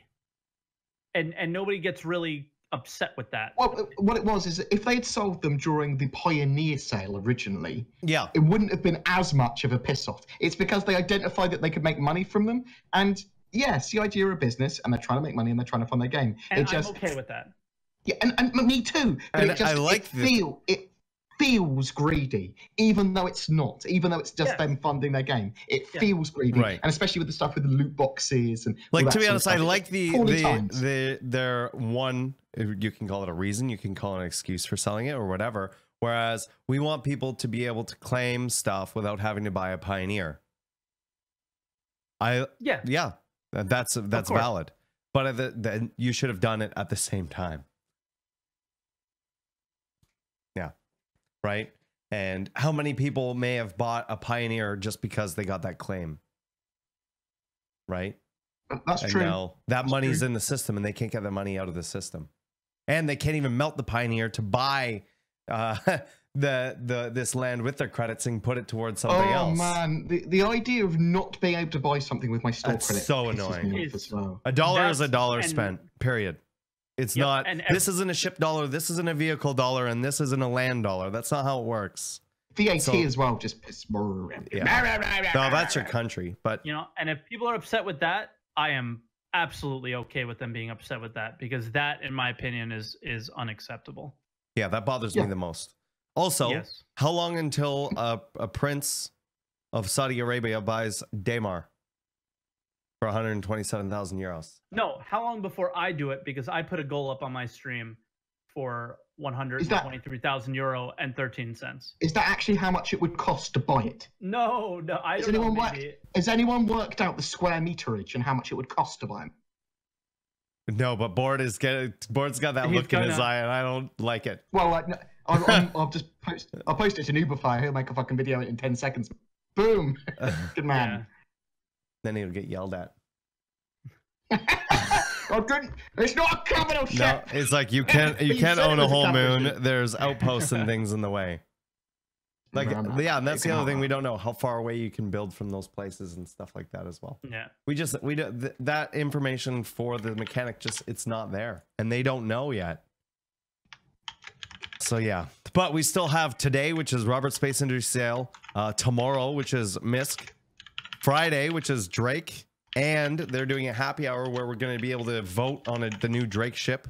Murmurs are going around that it's not going to be a capital ship, which makes me a little bit sad, but that's okay. One of the things that I thought would be cool would be, I call it the Drake Mosquito, and it has like a big rubber bladder on it, and basically it attaches to larger like capital ships and steals the fuel from it, and then fills it up and then flies away. I think that would be a cool small ship for Drake. What do Drake not have in that lineup? Because they have quite a expansive. Well, lineup. it's very they just versatile. Don't have the industry ships. So, well, we don't know what the modules for the Caterpillar are, because that could pretty much cover almost everything. Same with the Cutlass, is very versatile. We have something for the ground already, which is the Drake Dragonfly. We have the Info Runner and Fast Ship. We have the Buccaneer, which is the Pure Fighter. I'm hoping I want it to be a larger ship. I'm hoping it's going to be something more reclaimer sized. I was, especially with all the news talking of like UE land claims and all of this other stuff, I really want a portable base for pirates. Just because if we can't settle down and be protected by the UE, at least we'd be able to move around. But if we're not getting a capital ship, I don't think that's what that, because that's like a the capital space Hulk. ship. Yeah, just like a big rock that moves around. Basically, yeah, like a satellite, like a Death Star, pretty much. So they potentially, I suppose, it could be a starter. It could be a starter ship. There could be that they've always wanted a tugboat. Yeah, it could be a tugboat. Somebody else had said something too, and that was a really good idea. I forget what it was. I just remember my mosquito idea. I was like, oh, that'd be kind of neat, because it would siphon fuel not only from, say, asteroids or something, but like other ships, and it would be noticeable on a small ship. But if you got it close, it was like really stealthy, and you could get it on like an Idris or something, and you just slowly siphoning out all their fuel. It would be hilarious. That's hilarious. Yeah, I forget what people were talking about. Obviously, a lot of people agree that the Reclaimer probably should have been a Drake ship, or it at least makes sense as a Drake ship. But I don't know if we're gonna get a reclamation thing. I don't know.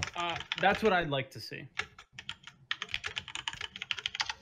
Yeah, something like I think of it as like a tow truck almost, right? That could be used legally, but it could also be, you know, abused.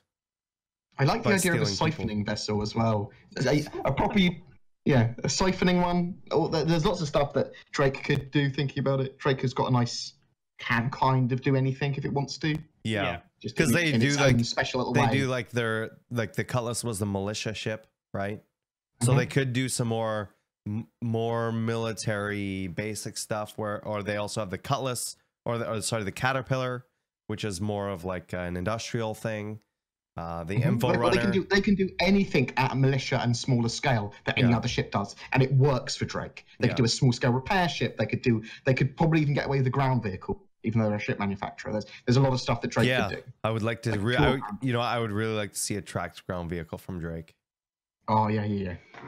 Like the Drake Ripsaw. always excites me the most. I want a Drake capital ship, a Drake APC or tank. Yes, would be cool. It's Sandcrawler, or like an AT-AT or an ATST or something. I could see Drake. It would end up looking like a tractor. Yeah, but what if you had like an AT-AT or an ATST style vehicle? Would be cool too. It'd be really hard to get to work properly, but I think it would be. If they're going to do walkers, they'll do proper mechs. Yeah. Because Sean Tracy will be like, Max. Yeah, he won't let that happen. And then December 2nd to the 4th, all manufacturers are going to go on sale. And then I've also heard that we're going to get starter packs are going to be on sale. Oh, really? Nice. Yes. I don't know if that's just going to be the Star Citizen package or if it's going to be Star Citizen Squadron 42. I hope we'll get the $45 dual packs again. That would be nice. Yep. Definitely. Yeah. I don't know if it's a Mustang Alpha or if it'll be like generally they only put the Aurora on sale, right? Or did they put it both on sale? They put both on last time. My eyes just went big because I've seen the size of the Orion. Is that right? They've released the RSI. Yeah, I heard. Yeah. Glad Mine Gabble, I've got one. yeah. Capital class. Start killing ships with my mining laser now. Yeah. Wow. It's big. Yeah. Fuck. But yeah, so that's that. And then on Wednesday they released this is a small little tidbit of information. If you're a $10,000 backer or higher, they did those little sheets that you could buy for $0 in the store. It's the Wing Commander or the Wing Commander and Legatus if you're $15,000 or more. And you got to put your name or your handle. I put one of both, one with my actual name and one with my handle in it. My money's all spread across multiple accounts. God damn it! And Being thrifty. Yeah, I don't know. Would you? I know that doesn't affect most people. But I imagine it's just going to be a sheet of paper that's hand signed. That's it, right? I don't think it's coming in a frame or anything. Nah. No, I think that would cost too much. Yeah, so that's pretty much it for information. Now we have questions, and we're gonna try and burn through these as quickly as possible because we have about 45 minutes left. I'm gonna be at work for the next 12 hours. You have rip torque. I'm going to die today. It's official. If I don't fall asleep on the way to work, I'm gonna fall asleep. Okay. First question from Treasoned. To Torque 17. You've talked about mining ships having cargo or fighter ships as secondary roles to help out, but what do you think would be great as a tertiary role ship in the larger mining operations? E.g., what's like what's these big words? What's tertiary is like a third place. Like for primary, secondary, tertiary. Okay. So the primary ship is the mining ship, the secondary ship is the cargo and the defenders. And the tertiary would probably be a scouting ship. Scouting, yeah, the scouting ship to find the asteroid belt, or like an exploration ship. Or a refining ship, maybe, in certain situations. Yeah. I mean, for example, they talked about the refining modules on the bases. So if you're going to be mining on a planet, that would be tertiary. Tertiary. Okay. Next question is okay. This one's from Bold Rover. He's saying, watching the show since Twerk's Gamescom 2016 streams and loving it. Thanks for making it every week. Redacted members are in different organizations. So will you shoot each other in game? And if so, who will be your primary target and why? Saurus. He's the pirate. Me and Twerk are going to be making nice content, mining, chatting, working out how mechanics work, and Saurus is going to be like, oh, I like your stuff. They're going to be shooting with mining lasers. Yeah, big fucking mining lasers, dude. Big mining lasers. Big fucking mining lasers, yeah. We'll be coming in with ships. Treason. Treason says, a hole in the hammerhead for holding ammo crates or a hover or something? What's the hole? Nothing. For aesthetics. That's it's just for aesthetics. Just for its silhouette, I think. Just to make it interesting. Magnetron says, should they open everything for the persistent universe already, or save the content, exploration, land scanning for release, and just use the PU for testing mechanics and gameplay? I say yes. I don't think it's whether they want to release it or not. I think it's whether it's ready or not for them to put in there. What does he mean release it?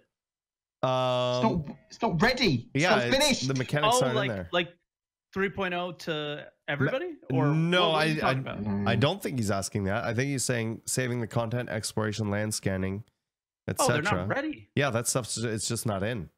Yeah.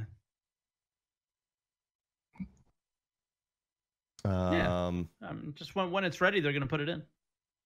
Yeah. Cataphor says, if we can buy land, do you think they will add space stations that we can buy or build? They don't need to be as big as Port Olisar, but they still be up in space. So we're not going to be able to buy land, but I do like the idea of having a sister ship to the Pioneer that builds space stations out in the middle of nowhere, because those are going to be even harder to find. But how am I going to have how am I going to own space? I need to be able to buy space claims. No, you just plop it up. Space claims. Oh, okay. That makes more sense. Space is a little bit bigger than planet side. By a little bit. Loki says, do you or your organizations have a Pioneer? And if so, would you be willing to partner with, say, a real estate org to provide outposts and land together? Random story, great streams, enjoy them very much. Oh, I provide locations for your orgs and other endeavors. Look at this guy trying to sell us, trying to be a top 1%. Okay.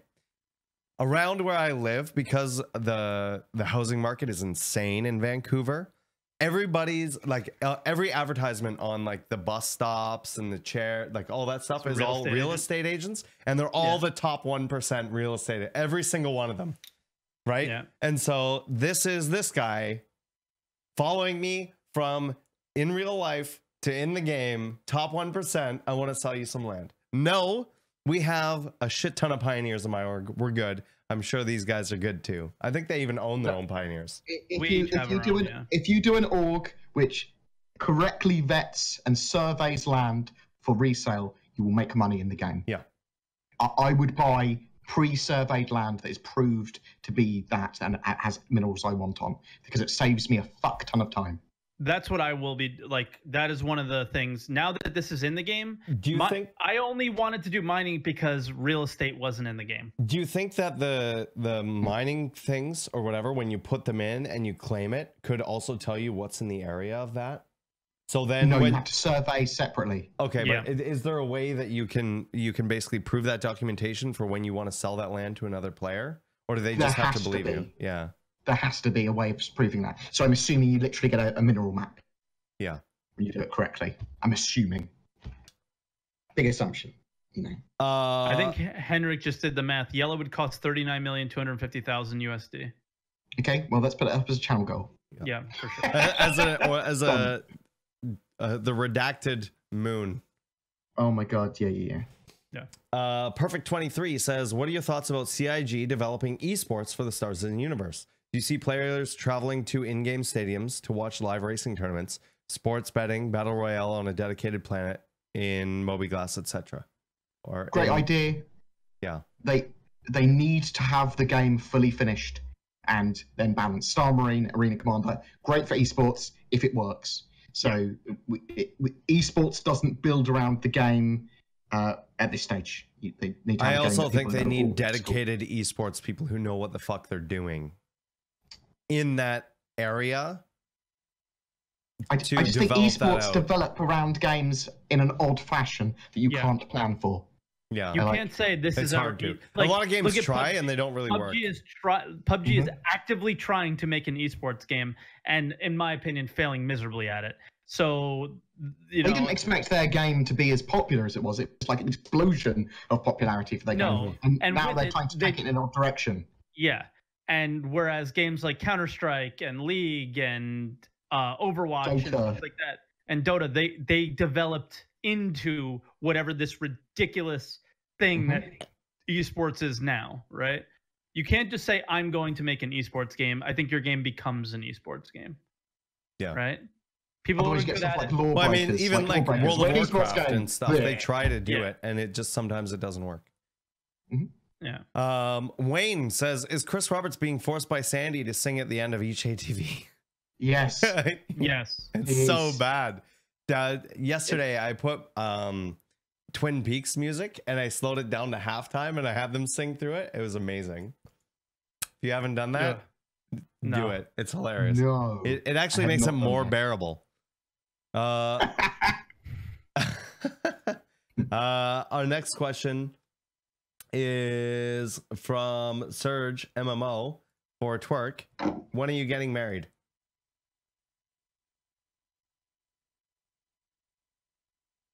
You're not going to get anyone out. You're not going to get anyone else, Twerk. She's a keeper. She's a keeper. She's a This keeper. is your last chance. She's a keeper, that's for sure. But shut the fuck up. Fucking hell. Dominier says, do you guys want any additions to Star Marine before a fully flushed out Stanton? New locations, modes, vehicles, more players, maybe combined arms? Or should they just focus on the PU and Squadron 42? Star Marine will get updated. Star Marine will get updated naturally because of the improvements they make. Exactly. The changes they make in the actually, yeah, I want to see it the other way around. I want to see the stations that we have in Squadron 42 or in Star Marine be in the persistent universe. Yeah. I want to see them actually have a somewhere. Yeah, they should. They have their assets. Why not? Yeah. Well, they're based on real locations in the game as well, I think. So,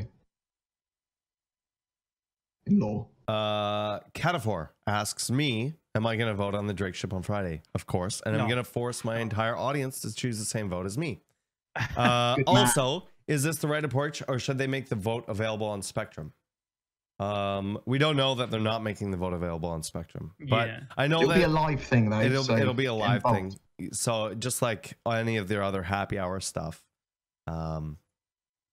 yeah, just sort of try and be there and be involved. I know for some people it's like, oh, I worked during that time or whatever, and that sucks. But I think they're trying to drive traffic to those streams. But so instead, watch with me and use my votes. Wow. Yeah. IDD says, will the claim gate rise to another situation we had with LTI, getting to a point when CIG wishes they haven't done it the way they did? I hope they start to learn with the way that they name things, or communicate them, right? Like calling them UEE land claims is just the wrong. They should have called them security flags. I can't imagine anyone thinking that it would have been a good idea for them to sell land other than to make money. Like, it was, like, all of us that went, ooh, it might be land. I'll be annoyed if they sell land. Like, come on. Come on, look at what you're doing with certain things. It's it's quick maths. Yeah. And I think that can't look at Twitch. I think even now, like, because your stupid face.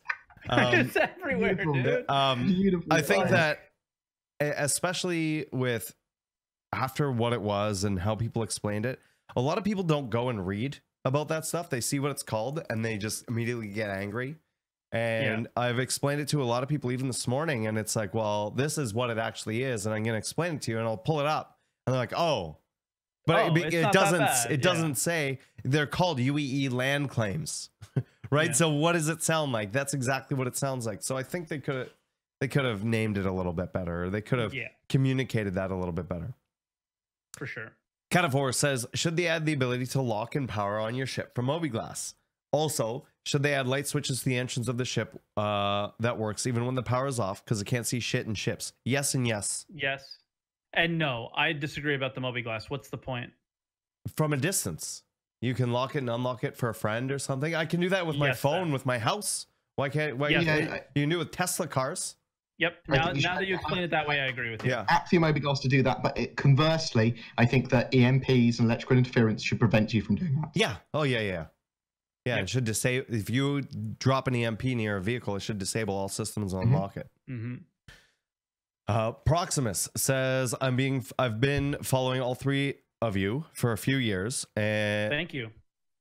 And you're absolutely great streamers and great guys. I've enjoyed every minute of your streams. Thank you very much. I appreciate it. Thanks, man. I haven't been on my streams then. Out of curiosity, and I know this might be in a few years in the future, but where do you three, as Star Citizen streamers and content creators, see yourselves after the game is launched and new content from CIG might not necessarily be related to game development?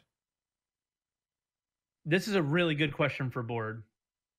Yeah, because we're gonna play the game. It doesn't affect us much at all. But the way Bored you've built your YouTube channel, this is a very, this is something that either troubles you or something that you've been thinking about a lot. From an outside perspective, I look at Bored as what Total Biscuit was to World of Warcraft. That's exactly how I look at it. I don't know.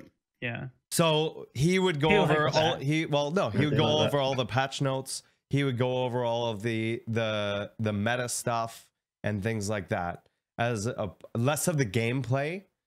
Like he'll still be talking over gameplay and stuff like that, but I think he's going to talk more about, and correct me if I'm wrong, but this is the direction I see your channel going, is just talking about all patch notes,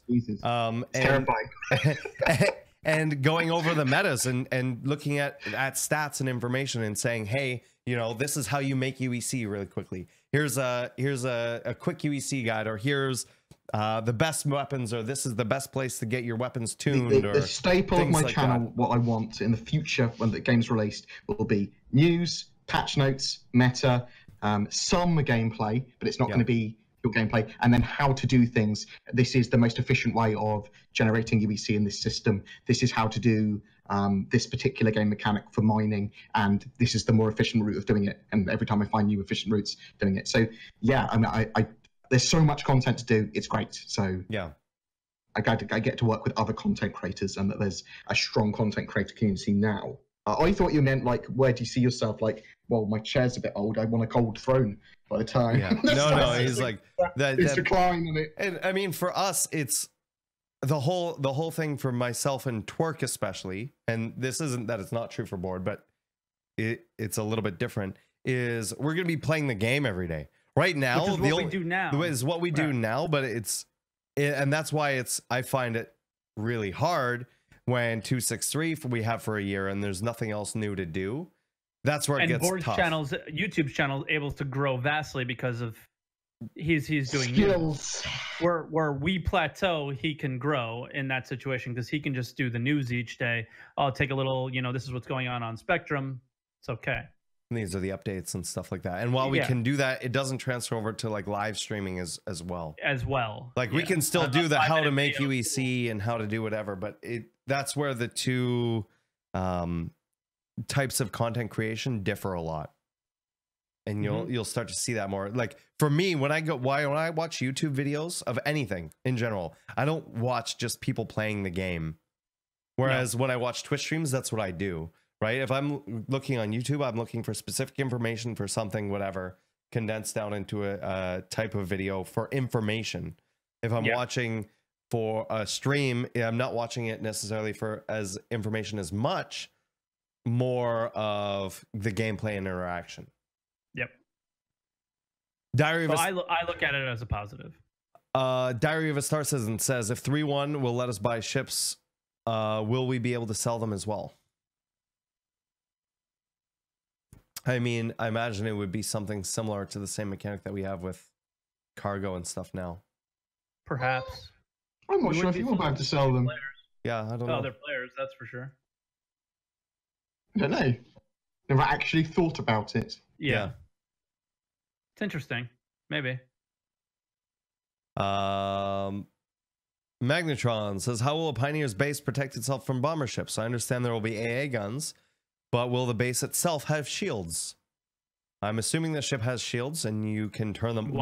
Even now, you can park ships and turn the shields on. So I would imagine, yeah. And maybe it has a beast shield. I don't know the stats about it. You guys would be better for that one. Yeah. I don't know.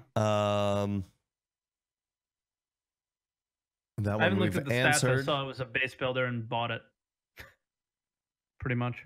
Magramalo says, do you have any ideas on making traveling better instead of having to use the Mobiglass? I agree. Going into the Mobiglass is a pain in the ass. I would like to see the star map built into the ship. It is. Yeah, it's a pain in the ass. It is. It will be. They talked about it on the ATV right before 3.0 went live, I believe. They were talking about working on getting the radar integrated star map. So not your star map in your Mobiglass, but your radar integrated star map. So you would be doing you just hit F and click your thing there, and then you hit B. Yeah, correct. So you need a load of these things have to be in ready for 3.0, which is the ergonomics, the user friendliness of being able to look at a point and press B and quantum travel there. To be able to set destination from missions. So I'm looking at a mission, set destination. Yeah. Oh, the amount of times I have to fuck around with the star map and then go, I don't know where this is. I have no clue where this is. So there's lots of little user-friendly things that they need to put in there for quantum traveling, for traversal, for the star map, for missions, that will improve quality of gameplay significantly, which just aren't that yet. Purple Cow 286 says, during the Origin episode, did anyone notice they mentioned diplomacy or ambassador gameplay? What could they be talking about? Moving an ambassador from one place to another. Yeah, moving VIPs, but at the top level of that, if that guy gets killed or even gets delivered to a situation, you might hear about it in the news. You might hear about it on a planet. It might be part of a sweeping story arc or something. And it may be, that may be someone more that you want to try and get some money out of if you see them on a pirate side of things. But doing that, I think now he's into the idea. But at the same time, that's also gonna attract like UEE heat. if you do that kind of stuff. They'll be like, oh, hey, what's going on here? But I think that obviously the diplomacy and ambassador stuff will always be an MP. You won't have diplomacy or ambassador players. Maybe for orgs. RP, yeah, but not in an official sense. I think that's more of an NPC sort of role. But will be an NPC role for escort this diplomatic ship to here or whatever as a mission or something. Yep. Zendar 1S. What would be possible gameplay grind rewards in Star Citizen other than obvious doing what you want and buying new stuff? I still think an alternative to leveling and unlocking capabilities should be good and eventually possible for potentially revolutionary games like Star Citizen. So I guess what are the gameplay loops that you can do in Star Citizen other than outside buying, of your typical ones? outside of just buying and upgrading new equipment? It could be colonization. It sort of feels like that's where they're headed a little bit. Exploration. Exploration is a large part of it as well. Which, I think you'll see. Some people I think you'll see these like just be going after planets money. and moons evolve as they patch the game. So after release, they'll go in like a year's time. Some of the moons in UE space might start to get like buildings and stuff on, and then they release more and more systems. So like that comes the frontier. But it's mostly going to be equipment and learning those things yourself, isn't it? That's most of the gameplay. Comes from having ships, having the equipment. That's the leveling. That's you having UEC to buy that shit and reputation. Yeah. Separately from that. Darkest Mind says, Saurus, whose idea is the Drake Barnacle / Mosquito?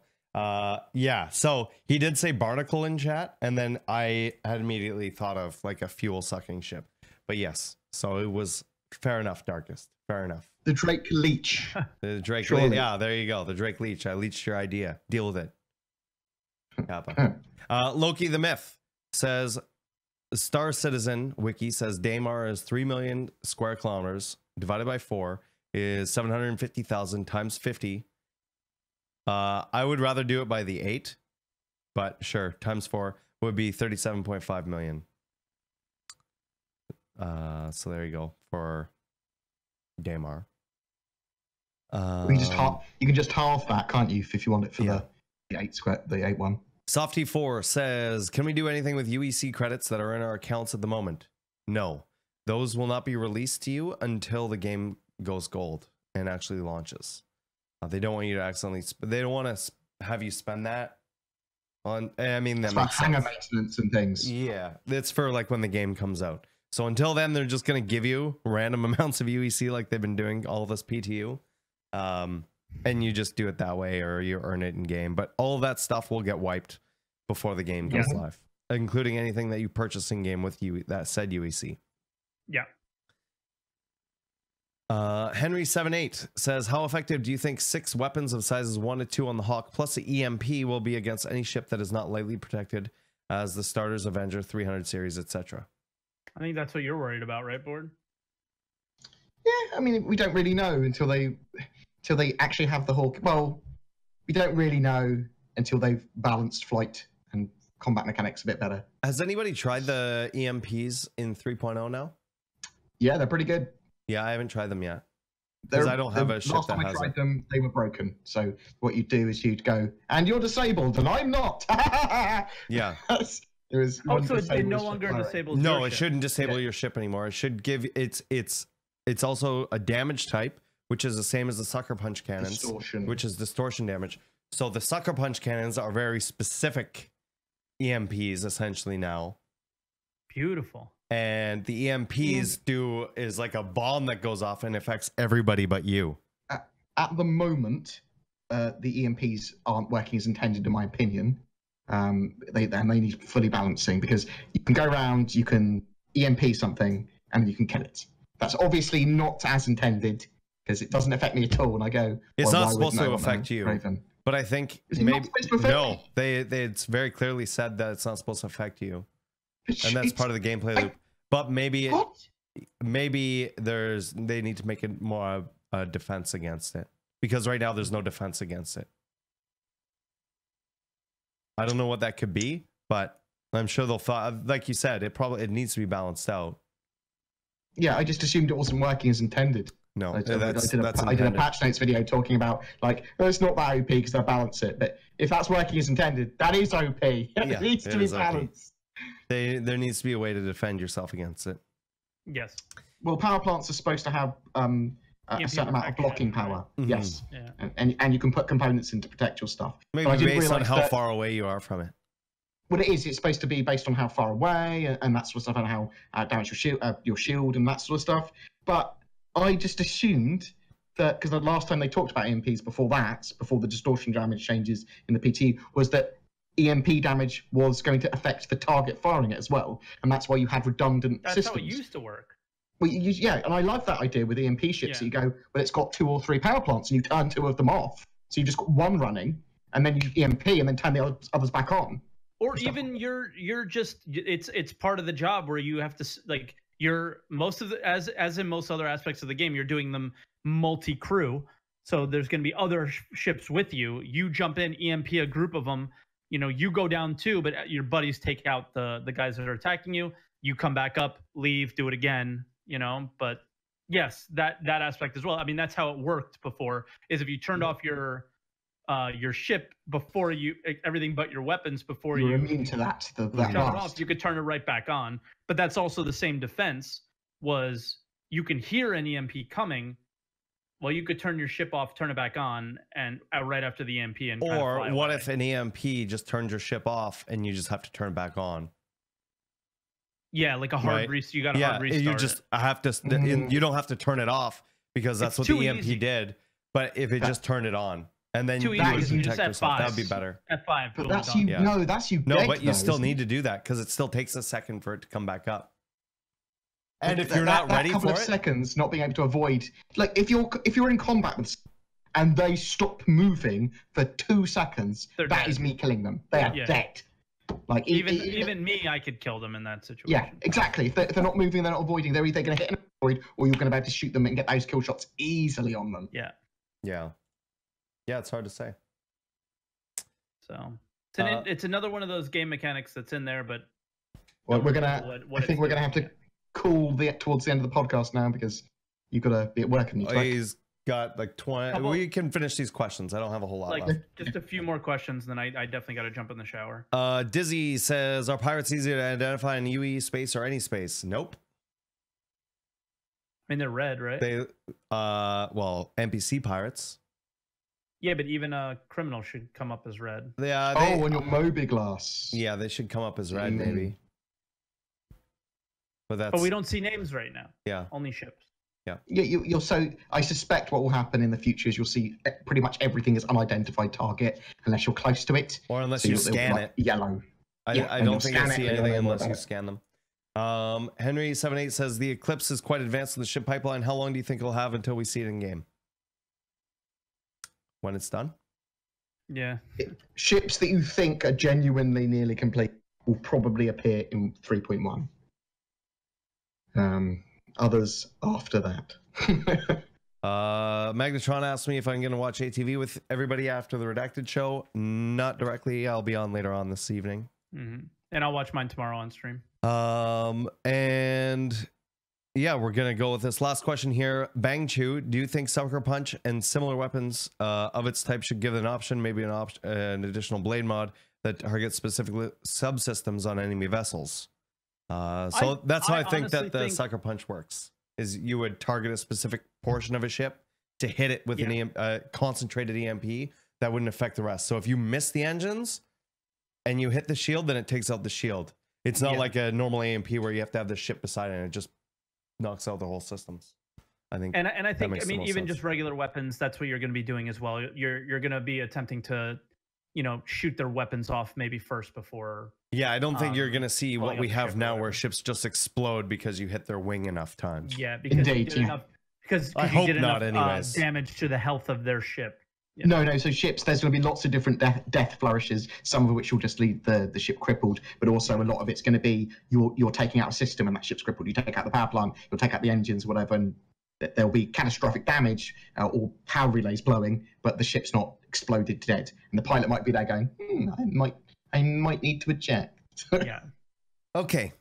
Thank you so much for the questions, guys, and thank you for coming by. Bored, where can people find you? People can find me at BoredGamer UK on tubes and on the Twitters and on the Twitches and pretty much anything else that's a social media device or platform. This week I will be covering 3.0 PTU gameplay and planetary landings and that sort of jazz. You know, the things that everyone else is doing, because there's quite a lot to cover and it's pretty cool. Yeah. Right. What about yourself, Twackykins? Same. You can find me at twitch.tv/Torque17, at Torque17 Gaming, pretty much everywhere else, because Torque17 on the internet was kind of taken everywhere, unfortunately. So yeah, I'm doing a lot of the Star Citizen stuff. Hopefully a lot more redacted website stuff. I was really hoping to have that done today, but work called, so we'll see. But yeah, just really enjoying everything, and I'm really I want to say I'm happy all three of us are together again. I'm happy all three of us are here for the podcast again.